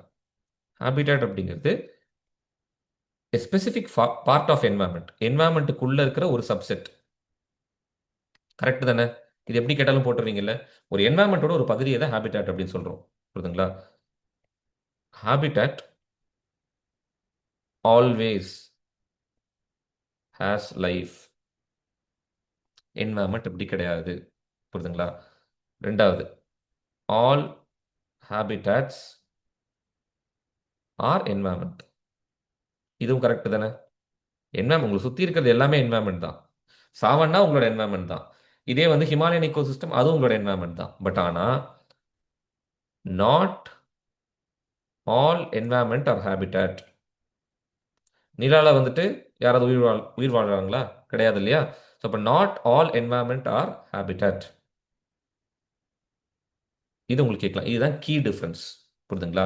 ஸோ அப்போ எல்லா ஹேபிட்டாட்டும் என்வாயன்மெண்ட்டாக இருக்கலாம். ஆனால் எல்லா என்வாயன்மெண்ட்லையும் ஒரு ஸ்பீஷீஸ் உயிர் வாழணும் அப்படிங்கிற அவசியம் அப்படிங்கிறது கிடையாது. புரியுதா? ஓகே. ஆனால் எப்படி இந்த ஹேபிட்டாட்ல வந்து பார்த்தீங்கன்னா, ஒரு நிமிஷம் இருங்க. ஹேபிட்டாட்ல காமனாலிட்டின்னு ஒரு விஷயம் இருக்கு. விச் மீன்ஸ்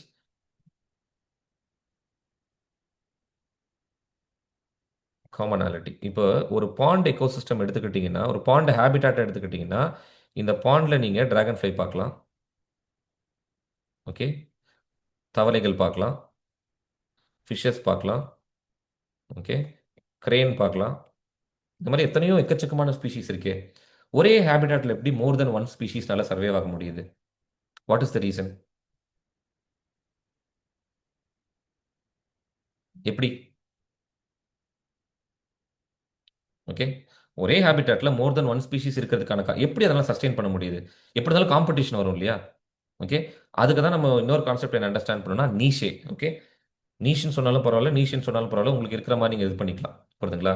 இது பேர் தான் என்ன சொல்லுவோம்னா காமனாலிட்டி ஆஃப் ஹேபிட்டட் எக்ஸிஸ்ட் ஆகிறதுக்கு காரணம் we have something known as ecological niche.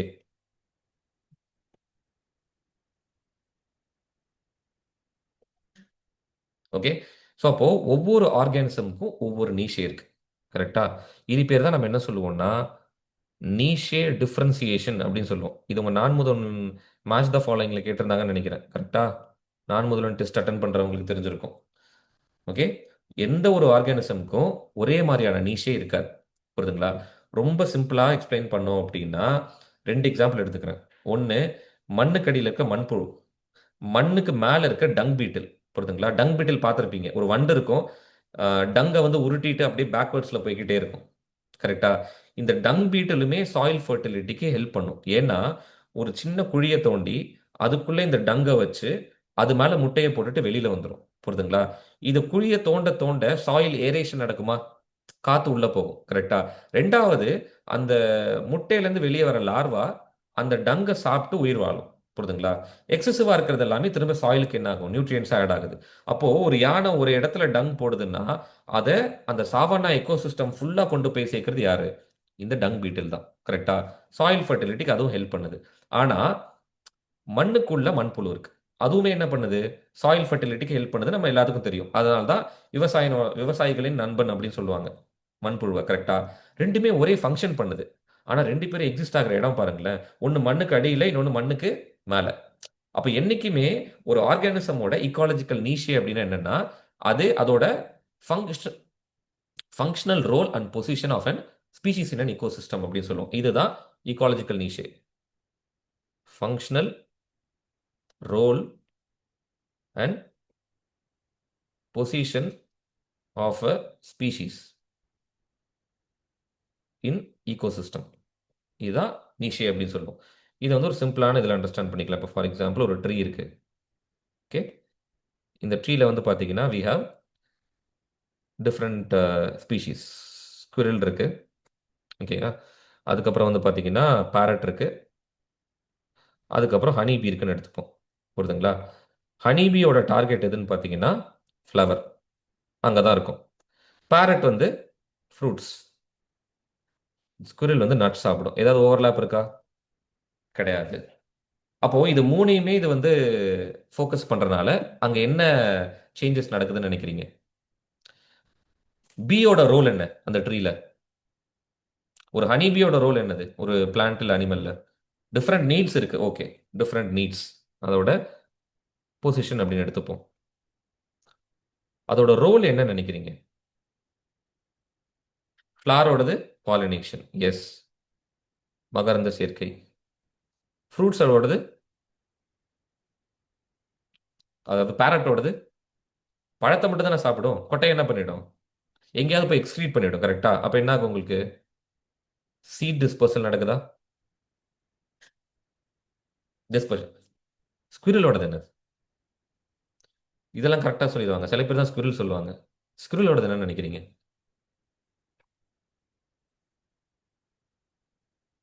Seeds தான் சாப்பிடுது. Nuts or seeds. ரொம்ப டைம் எடுத்துக்க வேணாம். Population control. கரெக்டா? இந்த ட்ரீ மட்டும் உயிர் வாழ்ந்தா போதுமா?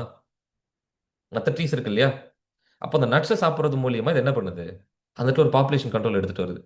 கரெக்டா? இது ரொம்ப சிம்பிள் எக்ஸாம்பிளா நிறைய இடத்துல பார்த்துருப்பீங்க. கரெக்டா?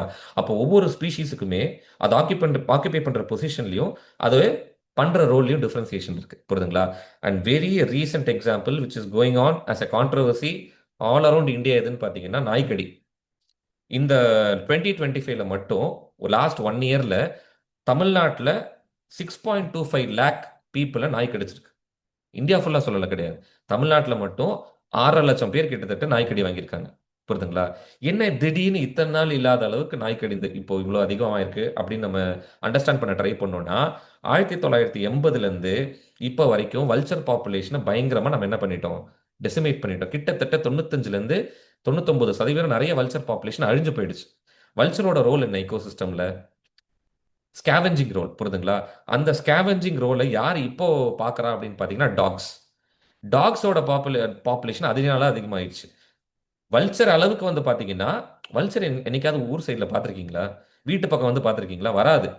ஸ்கேவெஞ்ச் பண்ணுற அந்த டெட் பாடி அப்படிங்கிறது வந்து பார்த்தீங்கன்னா என்னவா இருக்கும்? உங்களுக்கு நிறைய பாக்டீரியா, நிறைய மைக்ரோ ஆர்கானிசம்ஸோட இருக்கும். ஆனால் என்ன ஆகும்னா உங்களுக்கு அந்த மொத்த பாக்டீரியா, வைரஸ் எல்லாத்தையுமே அது வயிற்றிலே வச்சு ஸ்ட்ராங் ஆசிட்ஸ் மூலியமா அதை வந்து டெசிமேட் பண்ணிடும் வல்ச்சர் அப்படிங்கிறது. ஆனா ஸ்ட்ரே டாக்ஸ் பார்த்தீங்கன்னா அந்த அளவுக்கு அதோட வயிற்றில் இருக்க ஆசிட்ஸ் வந்து ஸ்ட்ராங்கா இருக்காது. ஒன்று. ரெண்டாவது, ஸ்ட்ரே டாக்ஸ் வீடு பக்கத்துல வரைக்கும் வரும். அதனால டிசீஸும் உங்களுக்கு என்ன ஆகும்? ஸ்ப்ரெட் ஆகும். கரெக்டா? ஸோ இதுதான் ஈகாலஜிக்கல் நீஷே. இதுதான் நம்ம டிராஃபிக் கேஸ்கேட் அப்படிங்கிற மாதிரியும் சொல்லுவோம். புரியுதுங்களா? அப்போ இந்த இடத்துல வல்ச்சரோட ஈகாலஜிக்கல் நீஷே நம்மளுக்கு புரிஞ்சிருந்ததுன்னா வல்ச்சரை நம்ம டெஸ்ட்ராய் பண்ணாம இருந்திருந்ததா உங்களுக்கு ஆட்டோமேட்டிக்கா இந்த ப்ராப்ளம் வந்திருக்காது.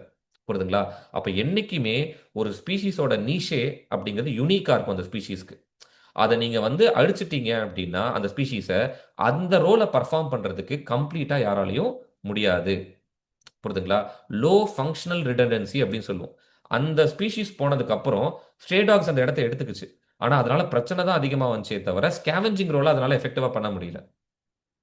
புரியுதுங்களா? இதுதான் ஈகாலஜிக்கல் நீஷேவோட இம்பார்ட்டன்ஸா நம்ம பார்க்கிறோம். Okay. So first we have niche formation. Okay. Different set of biotic factors, abiotic factors சேர்ந்து தான் ஒரு அனிமலோட நீஷேவை டிசைன் பண்ணும். புரியுதுங்களா? ஸோ நீஷே அப்படிங்கும்போது நான் என்ன சாப்பிட்றேன்? ஃபுட் நீஷே, ரீப்ரொடக்ஷன் நீஷே, நான் எந்த இடத்துல இருக்கேன், ஸ்பேஷியல் நீஷே, இதெல்லாமே it will be determine by biotic and abiotic factors.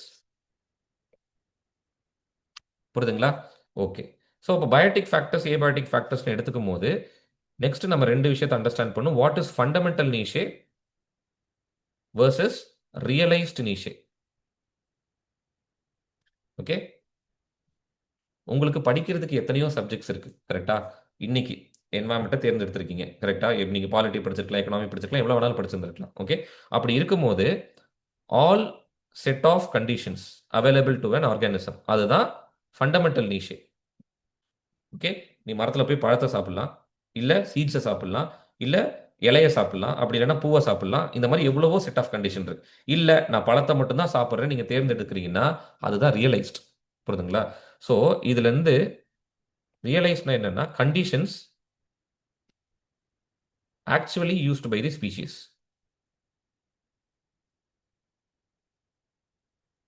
இதை தான் நம்ம என்ன சொல்றோம் அப்படின்னா ரியலைஸ்டு நீஷே அப்படின்னு சொல்றோம்.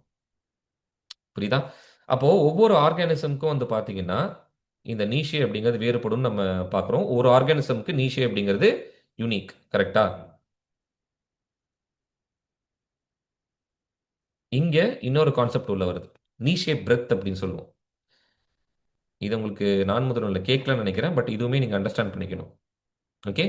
சில ஆர்கானிசமோட அந்த ரேஞ்ச் ஆஃப் ரிசோர்சஸ் இருக்கு இல்லையா, environment condition that they require. Okay. அது வந்து ரொம்ப பெருசா இருக்கும். இப்போ ஃபார் எக்ஸாம்பிள் டாக்ஸ் எங்க வேணாலும் சர்வைவ் ஆகும், காக்ரோச் எங்க வேணாலும் சர்வைவ் ஆகும்.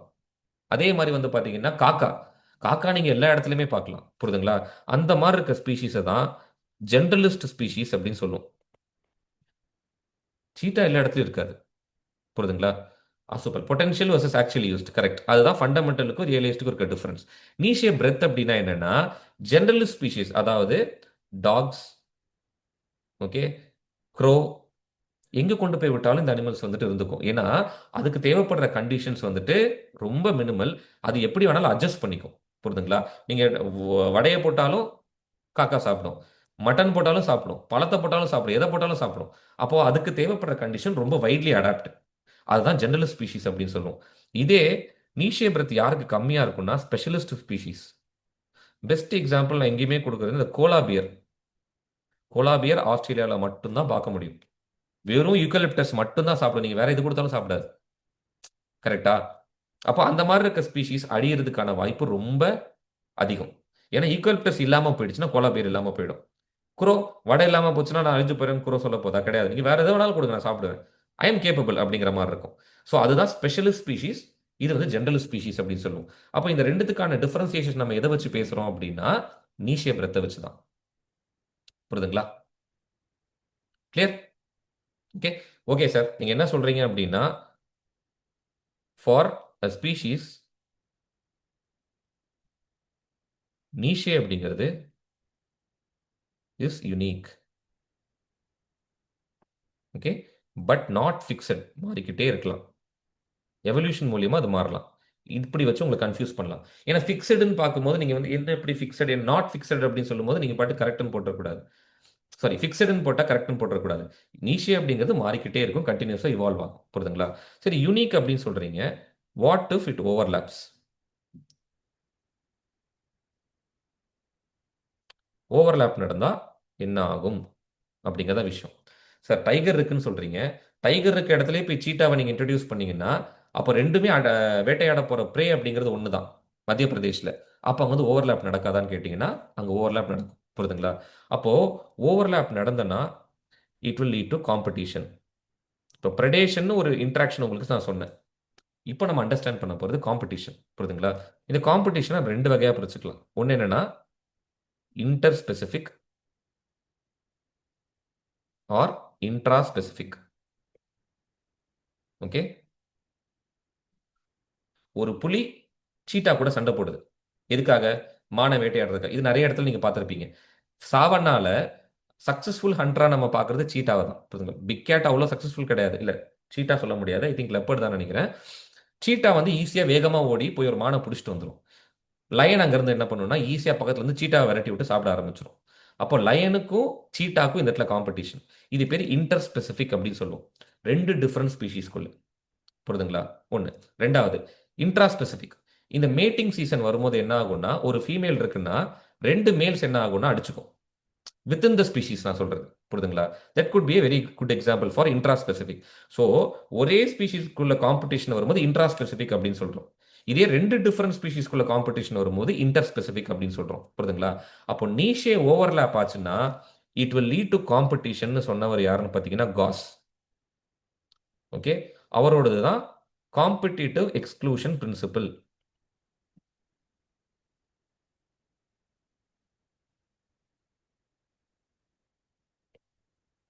எஸ். ஓகே, ஆனா என்ன அப்படின்னா இவர் சொல்றது காம்படிட்டிவ் எக்ஸ்க்ளூஷன் பிரின்சிபல்ல காம்படிஷன் நடக்கும்போது no two species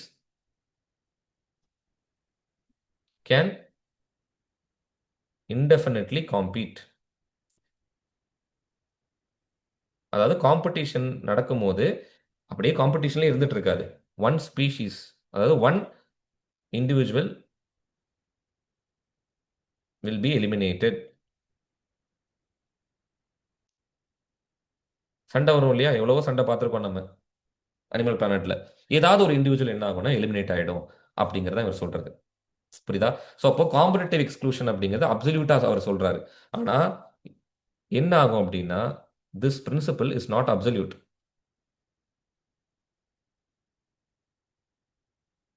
which means எல்லா இடத்துலையுமே இப்படிதான் இருக்கணும்னு அவசியம் கிடையாது. ஓகே, அதே சாவனா எடுத்துக்கோங்களேன். சீட்டானால வேகமா ஓட முடியும். லெப்பர்ட்னால மறையிட முடியும்.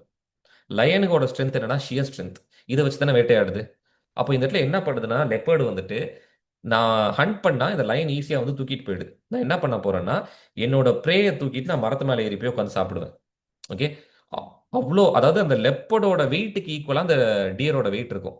அந்த அளவுக்கு அதை வெயிட் அதை வாயில மட்டும் கவ்வி மரத்து மேலே எடுத்துட்டு போய் உட்காந்து சாப்பிடும் லெப்பர்ட்னால.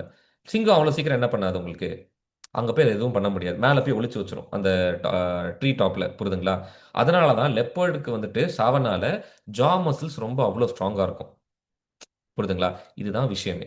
அப்போ என்ன ஆகுதுன்னா உங்களுக்கு அதே மாதிரி சாவனால உங்களுக்கு பார்த்தீங்கன்னா நிறைய ஹெர்பிவோரி பார்க்கலாம். எங்கெல்லாம் கிராஸ்லேண்ட்ஸ் இருக்கோ அங்க ஹெர்பிவோர் டைவர்சிட்டி அவ்வளோ இருக்கும். இப்போ யோசிச்சு பாருங்க, ஜீப்ரா இருக்கு, ஜிராஃப் இருக்கு, டியர் ஸ்பீஷீஸ் இருக்கு, அதுக்கப்புறம் வந்து பார்த்தீங்கன்னா வைல்டு பீஸ்ட் இருக்கு, வைல்டு பஃபலோ இருக்கு. எல்லாமே ஹெர்பிவோர்ஸ் தான். எல்லாமே புல்லு தான் சாப்பிடுது. அப்புறம் ஏன் வந்து அடிச்சுக்க மாட்டேங்குது காம்படிஷன் அப்படின்னா ஒவ்வொன்றும் வேற வேற இடங்கள்ல சாப்பிடும். ஒன்று, ஒவ்வொன்றும் வேற வேற டைம்ல சாப்பிடும். Temporal variation. நான் காலையில ஹண்ட் பண்றேன், நீ நைட் ஹண்ட் பண்ணு. அதனால தான் இந்த நக்டர்னல் டயூர்னல் இந்த கிளாசிஃபிகேஷன் வந்ததுக்கு காரணமே நீஷே தான். புரியுதுங்களா? நான் டே டைம்ல போனாதானே அவுல். இப்போ நான் அவுல் அப்படின்னா நான் டே டைம்ல போனாதான் ஈகிள் கூட சண்டை போடணும், பெரிய பெரிய ராப்டர்ஸ் கூட சண்டை போடணும். நான் நைட் டைம் போனா எனக்கு காம்படிஷனே கிடையாது. புரியுதுங்களா? அப்போ டிஃப்ரெண்ட் ஃபோரேஜிங் டைம்ஸை பிக் பண்றது, டிஃப்ரெண்ட் டைம்ஸ்ல ஹண்டிங்கை பிக் பண்றது, வேற வேற இடங்கள்ல போய் என்ன பண்றது, ஹண்ட் பண்றது. ஓகே, ஸோ இந்த மாதிரி இருக்கிறதா நம்ம என்ன சொல்லுவோம்னா ரிசோர்ஸ் பார்ட்டிஷனிங் ஆர் நீஷே பார்ட்டிஷனிங் அப்படின்னு சொல்லுவோம். ஸோ காஸோட பிரின்சிபல் அப்படிங்கிறது கம்ப்ளீட்டா வேலிட் கிடையாது அப்படின்னு ரிஜெக்ட் பண்றது தான் ரிசோர்ஸ் ஆர் நீஷே பார்ட்டிஷனிங். நீங்க சொல்ற மாதிரி ரெண்டு ஸ்பீஷீஸ் காம்பீட் பண்ணுது அப்படின்னா ஒன்னு எலிமினேட் ஆயிடும் சொல்றீங்க. இது எப்பவுமே நடக்கணுங்கிற அவசியம் கிடையாது. ஸ்பீஷீஸ் என்ன பண்ணிக்கும்னா இருக்கிற ரிசோர்ஸஸை அதுக்கேற்ற மாதிரி டிவைட் பண்ணிக்கும் டு மினிமைஸ் காம்படிஷன் அப்படின்னு பேசுறது தான் நீஷே பார்ட்டிஷனிங். புரியுதுங்களா? So existing species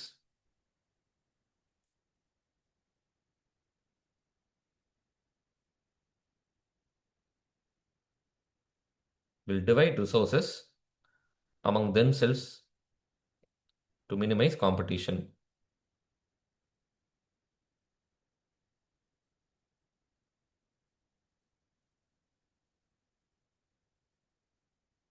S. So இவ்வளோதான் விஷயம். புரியுதுங்களா? ஸோ இதோட நான் இன்னைக்கு இவ்வளோ தான் ஆக்சுவலி பிளான் பண்ணேன். கரெக்டாக நம்ம 1½ ஹவர்ஸில் முடிச்சிட்டோம். ஸோ கிளாஸ் டைமிங் 1½ ஹவர்ஸ் தான் இருக்கும். புரியுதுங்களா? ஸோ எதுவும் உங்களுக்கு டவுட் இருக்காதுன்னு நினைக்கிறேன். So this is the way conceptual ஏரியாஸை நீங்கள் அப்ளை பண்ணணும். புரியுதுங்களா? எதனால் இதுன்னு இந்த மாதிரி அடுத்தடுத்து நம்ம எடுத்துகிட்டு வரும்போது இது மறக்கவே மறக்காது. ஓகே. இப்போ நான் டீச் பண்ணும்போதும் ஒன்ஸ் நான் படிக்கும்போது இந்த மாதிரி படிச்சனால தான் என்னால் ஈஸியாக இப்போ என்ன பண்ண முடியுதுன்னா அப்படி லிங்க் பண்ணி உங்களுக்கு டீச் பண்ண முடியுது.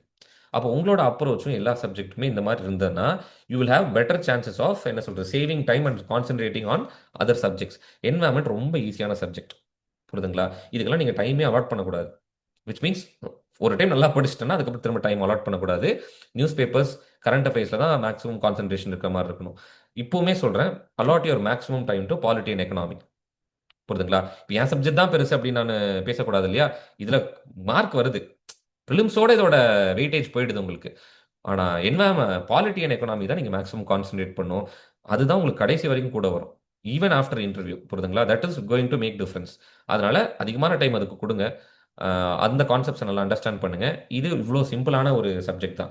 இனி போக போக நிறையா வந்து பார்த்தீங்கன்னா ஒன்லைனில் வர ஆரம்பிச்சிடும். ஈக்காலஜியில் தான் இவ்வளோ கொஞ்சம் உள்ளே போகிற மாதிரி இருக்கும். இப்போ first law of thermodynamics, second law of தெர்மோடைனமிக்ஸ்லாம் அடுத்த கிளாஸில் நம்ம பார்ப்போம். புரியுதுங்களா? அதெல்லாம் கொஞ்சம் டெப்த்தாக போகிற மாதிரி இருக்கும். பட் மற்றபடி பயோடைவர்சிட்டியில் ஆரம்பிச்சிச்சுன்னா என்ன அவ்வளோதான் இருக்கும். ஓகே. ஜஸ்ட் ரிவைஸ் பண்ணிக்கிட்டா போதும் அந்த ஃபேக்சுவல் ஏரியாஸ் எல்லாம். மற்றபடி எதுவுமே கிடையாது. ஈவன் லேட்டஸ்ட்டாக என்ன நான் எல்லா ஃபேக்ட்டும் உங்களுக்கு கொடுத்துருவேன். லேட்டஸ்ட்டாக ஆட் பண்ண நேஷனல் பார்க் என்னது, இருக்கிறதுலே பெரிய நேஷனல் பார்க் என்னது, புரியுதுங்களா? இருக்கிறதுலே சின்ன நேஷனல் பார்க் எது, இந்த மாதிரி எல்லா ஃபேக்சுவல் டேட்டாவும் யூபிஎஸ்சி பெர்ஸ்பெக்டிவ்ல I will be giving you. புரியுதுங்களா? ஸோ இந்த பிடிஎஃப் உங்களுக்கு ஐ வில் அப்லோட். இப்போ நான் உங்களுக்கு ஐ திங்க் சில பேர் நோட்ஸும் எடுத்திருப்பீங்கன்னு நினைக்கிறேன். பட் எனிவே இந்த பிடிஎஃப்பும் நான் உங்களுக்கு அப்லோட் பண்ணிடுறேன். கிளாஸ் முடிஞ்சதுக்கப்புறம் வந்து பார்த்தீங்கன்னா ஆமா. பிவிக்கு ஒவ்வொரு டாபிக் முடியும்போதும் ஒவ்வொரு கிளாஸ் முடியும்போது கிடையாது. இன்னைக்கு நான் ஃபர்ஸ்ட் டாபிக் முடிச்சுட்டேன். அப்போ ஒரு செட் ஆஃப் பிவைக்யூ குடுத்துருவோம். அடுத்து எக்கோசிஸ்டம் முடியும்போது ஒரு set of PYQ. Ecosystem maybe ஒரு கிளாஸ் இல்ல 2 கிளாஸ் கூட ஆகலாம். இல்ல 1 1/2 கிளாஸ் ஆகலாம். அப்போ அந்த எக்கோசிஸ்டம் பிவைக்யூ. அதுக்கப்புறம் வந்து பார்த்தீங்கன்னா, பயோடைவர்சிட்டி பேசிக்ஸ் முடியும்போது ஒரு பிவைக்யூ. பயோடைவர்சிட்டி கன்சர்வேஷன் முடியும்போது ஒரு பிவைக்யூ. புரியுதுங்களா? பயோடைவர்சிட்டி கன்வென்ஷன் லாஸ் முடியும்போது ஒரு பிவைக்யூ. அந்த மாரி பிவிக்யூ. ஓ! பிவி சர்க்கஸ்ன்னு கேட்குறீங்க. நான் வந்து ஒரு குவிஸ் குடுத்துருவேன். பிவிக்யூ நம்ம வந்துட்டு இக்காலஜி முடிஞ்சதுக்கப்புறம் மொத்தமா இக்காலஜி சம்மந்தமான பிவிக்யூ டிஸ்கஸ் பண்ணிடுவோம். புரியுதுங்களா? சார் வில் இஏஏபி discussed in the crash course. இஏஏ நம்ம பிளான் பண்ணலாங்க. அது ஃபுல்லா மெயின்ஸ் டாபிக் தான். நான் பிரிலிம்ஸ் டாபிக்ல உங்களுக்கு கவர் பண்ணிடுவேன் இஏஏ. புரியுதுங்களா? எஸ். நீங்க வந்து பிஎம்எஃப் ஐஏஎஸ் பேசிக்கான புக்கா வச்சுக்கலாம். புரியுதுங்களா? பிஎம்எஃப் ஐஏஎஸ் வேணும்னா, நாம வந்துட்டு நம்ம குரூப்ல கூட நீங்க டெலிகிராம்லலாம் அவைலபிளா இருக்கும். புரியுதுங்களா? சங்கர் வேண்டாம். நீங்க பிஎம்எஃப் புக்கே தாராளமா ஃபாலோ பண்ணலாம். சங்கர் வந்துட்டு எனக்கு தெரிஞ்ச வரைக்கும் இட் இஸ் கொஞ்சம் அவ்ளோ அப்டேட்டடா கிடையாது பிஎம்எஃப் அளவுக்கு. ஓகே. ஸோ அதனால வந்து the thank you Nirmal. Okay. So அதனால நீங்க பிஎம்எஃப் ஐஏஎஸ் தாராளமா வச்சுக்கலாம். கூட சேர்ந்து கிளாஸ்ல இருக்கிற விஷயங்கள அதில அப்டேட் பண்ணிக்கலாம். ஏன்னா பிஎம்எஃப் ஐஏஎஸ்ல இந்த விஷயங்கள்லாம் குடுத்துருக்க மாட்டாங்க. ஹோமியோஸ்டேசிஸ்னா என்னது? இதுனா என்னதுன்னு சொல்லிட்டு. இந்த ஃப்ளோ இருக்காது. ஓகேங்களா? கோர்ஸ் ஃபீ வந்து பார்த்தீங்கன்னா 2000. Okay. For your 25 classes. Okay. உங்களுக்கு வந்துட்டு கால் பண்ணுவாங்க. கால் பண்ணீங்க அப்டின்னா, நீங்க ஃபீ பே பண்ணிட்டீங்க அப்டின்னா, அந்த குரூப்ல உங்கள ஆட் பண்ணிருவாங்க. ஓகே. எல்லாமே அந்த குரூப்ல வந்துரும் உங்களுக்கு. நானே சொல்லிருவேன். வீக்லி ஒரு 4 கிளாஸஸ் நம்ம வச்சுக்கலாம். அந்த 4 கிளாஸஸ் என்னன்னைக்குன்னு வீக்லி ஷெட்யூல் உங்களுக்கு நான் டைம் டேபிள் குடுத்துருவேன் அந்த வாரம் முன்னாடியே. அதுக்கேத்த மாரி நீங்களும் பிளான் பண்ணிக்கங்க. புரியுதுங்களா? So that we can move in this aspect. Okay. Reference phone number. Okay. அவங்களே உங்களுக்கு கூப்பிடுவாங்க. புரியுதுங்களா? ரீசென்ட் எடிஷன் பிடிஎஃப் என்னால வந்துட்டு இப்போ என்கிட்ட இல்ல. நான் இருந்தா உங்களுக்கு ஷேர் பண்றேன். நம்மளோட நீங்க ஜாயின் பண்ணதுக்கு அப்புறம் நம்ம ஒரு குரூப் கிரியேட் பண்ணுவோம் இல்லையா? பிரைவேட்டா. அந்த பிரைவேட் குரூப்ல நம்ம குடுத்துடலாம். Okay. Total number of classes வந்து 25ங்க. 25 மணி நேரம் தான் சாரி 25 கிளாஸஸ் பிளான் பண்ணியிருக்கோம். ஓகே. ரெக்கார்டிங் அவைலபிளா இருக்கும் தாராளமா. முடிஞ்ச அளவுக்கு லைவ் கிளாஸஸ் வரது பெட்டர். இன்டராக்ஷனா இருக்கும். இன்டராக்டிவா எடுத்துட்டு போலாம் அது எல்லாமே. கிளாஸ் கம்ப்ளீட் ஆனதுக்கப்புறம் டெஸ்ட் இருக்கு. ஆமா. இப்போ உடனே உங்களுக்கு நான் அப்லோட் பண்றேன். ஓகே. ஆ, உங்களோட நம்மளோட இதுல ஜாயின் பண்ணியிருக்கீங்க இல்லையா? என்வைரன்மென்ட் ஃபைட் கிளப்லயும் சரி, ஃபைட் கிளப்ல test has been updated. Okay. இன்னைக்கு கிளாஸோட டெஸ்ட் நான் அங்க குடுத்துருக்கேன். 20 கொஸ்டின் அட்டெண்ட் பண்ணுங்க.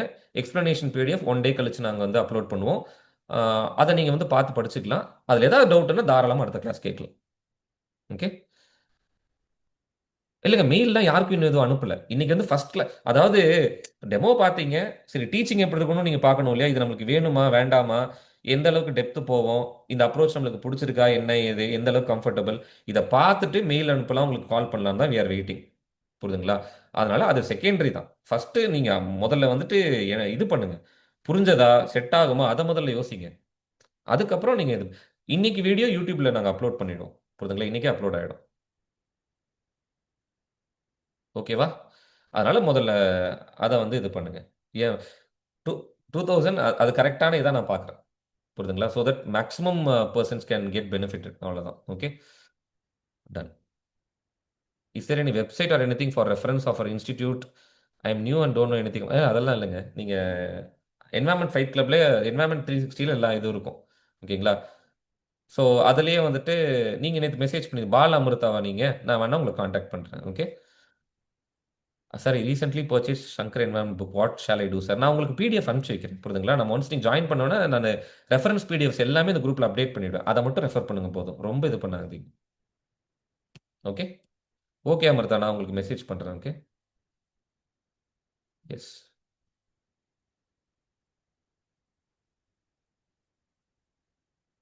டன். ஓகேங்க. ப்ரிலிம்ஸ் டிப்ஸாக நான் போக போக உங்களுக்கு சொல்கிறேன். இந்த இல்லைங்க, எனக்கு தெரியாத ஏரியா நான் பேசக்கூடாது. அதை நான் பண்ணவே மாட்டேன். புரியுதுங்களா? பாலிட்டி என்வரன்மெண்ட் நான் பேசுகிறேன். ஓகே, போக போக நம்ம பேசலாம். ஓகே. டைமிங் வந்து மோஸ்ட்லி இந்த டைமிங் தாங்க இருக்கும். Which will be very helpful for us. Maximum people இதை தான் கேட்குறாங்க ஆக்சுவலாக. இந்த டைமிங் வச்சா அவங்க அடுத்து படிக்கிறதுக்கு, இப்போ பாருங்க 10:30 மணிக்கு முடிச்சாங்கன்னா அடுத்து ஒரு ஸ்லாட் போட்டு படிக்க ஆரம்பிச்சிருவாங்க. மத்தியானம் சிசாட் அப்படின்னு அவங்களுக்கு ஒரு இது போயிடும். அதனால தான். ஓகே. டேஸ் 4 வீக் நம்ம வச்சோம்னா பிப்ரவரி பாதிக்குள்ளே முடிக்கிற மாதிரி நான் பிளான் பண்ணுறேன். ஓகே. ஓகேங்க.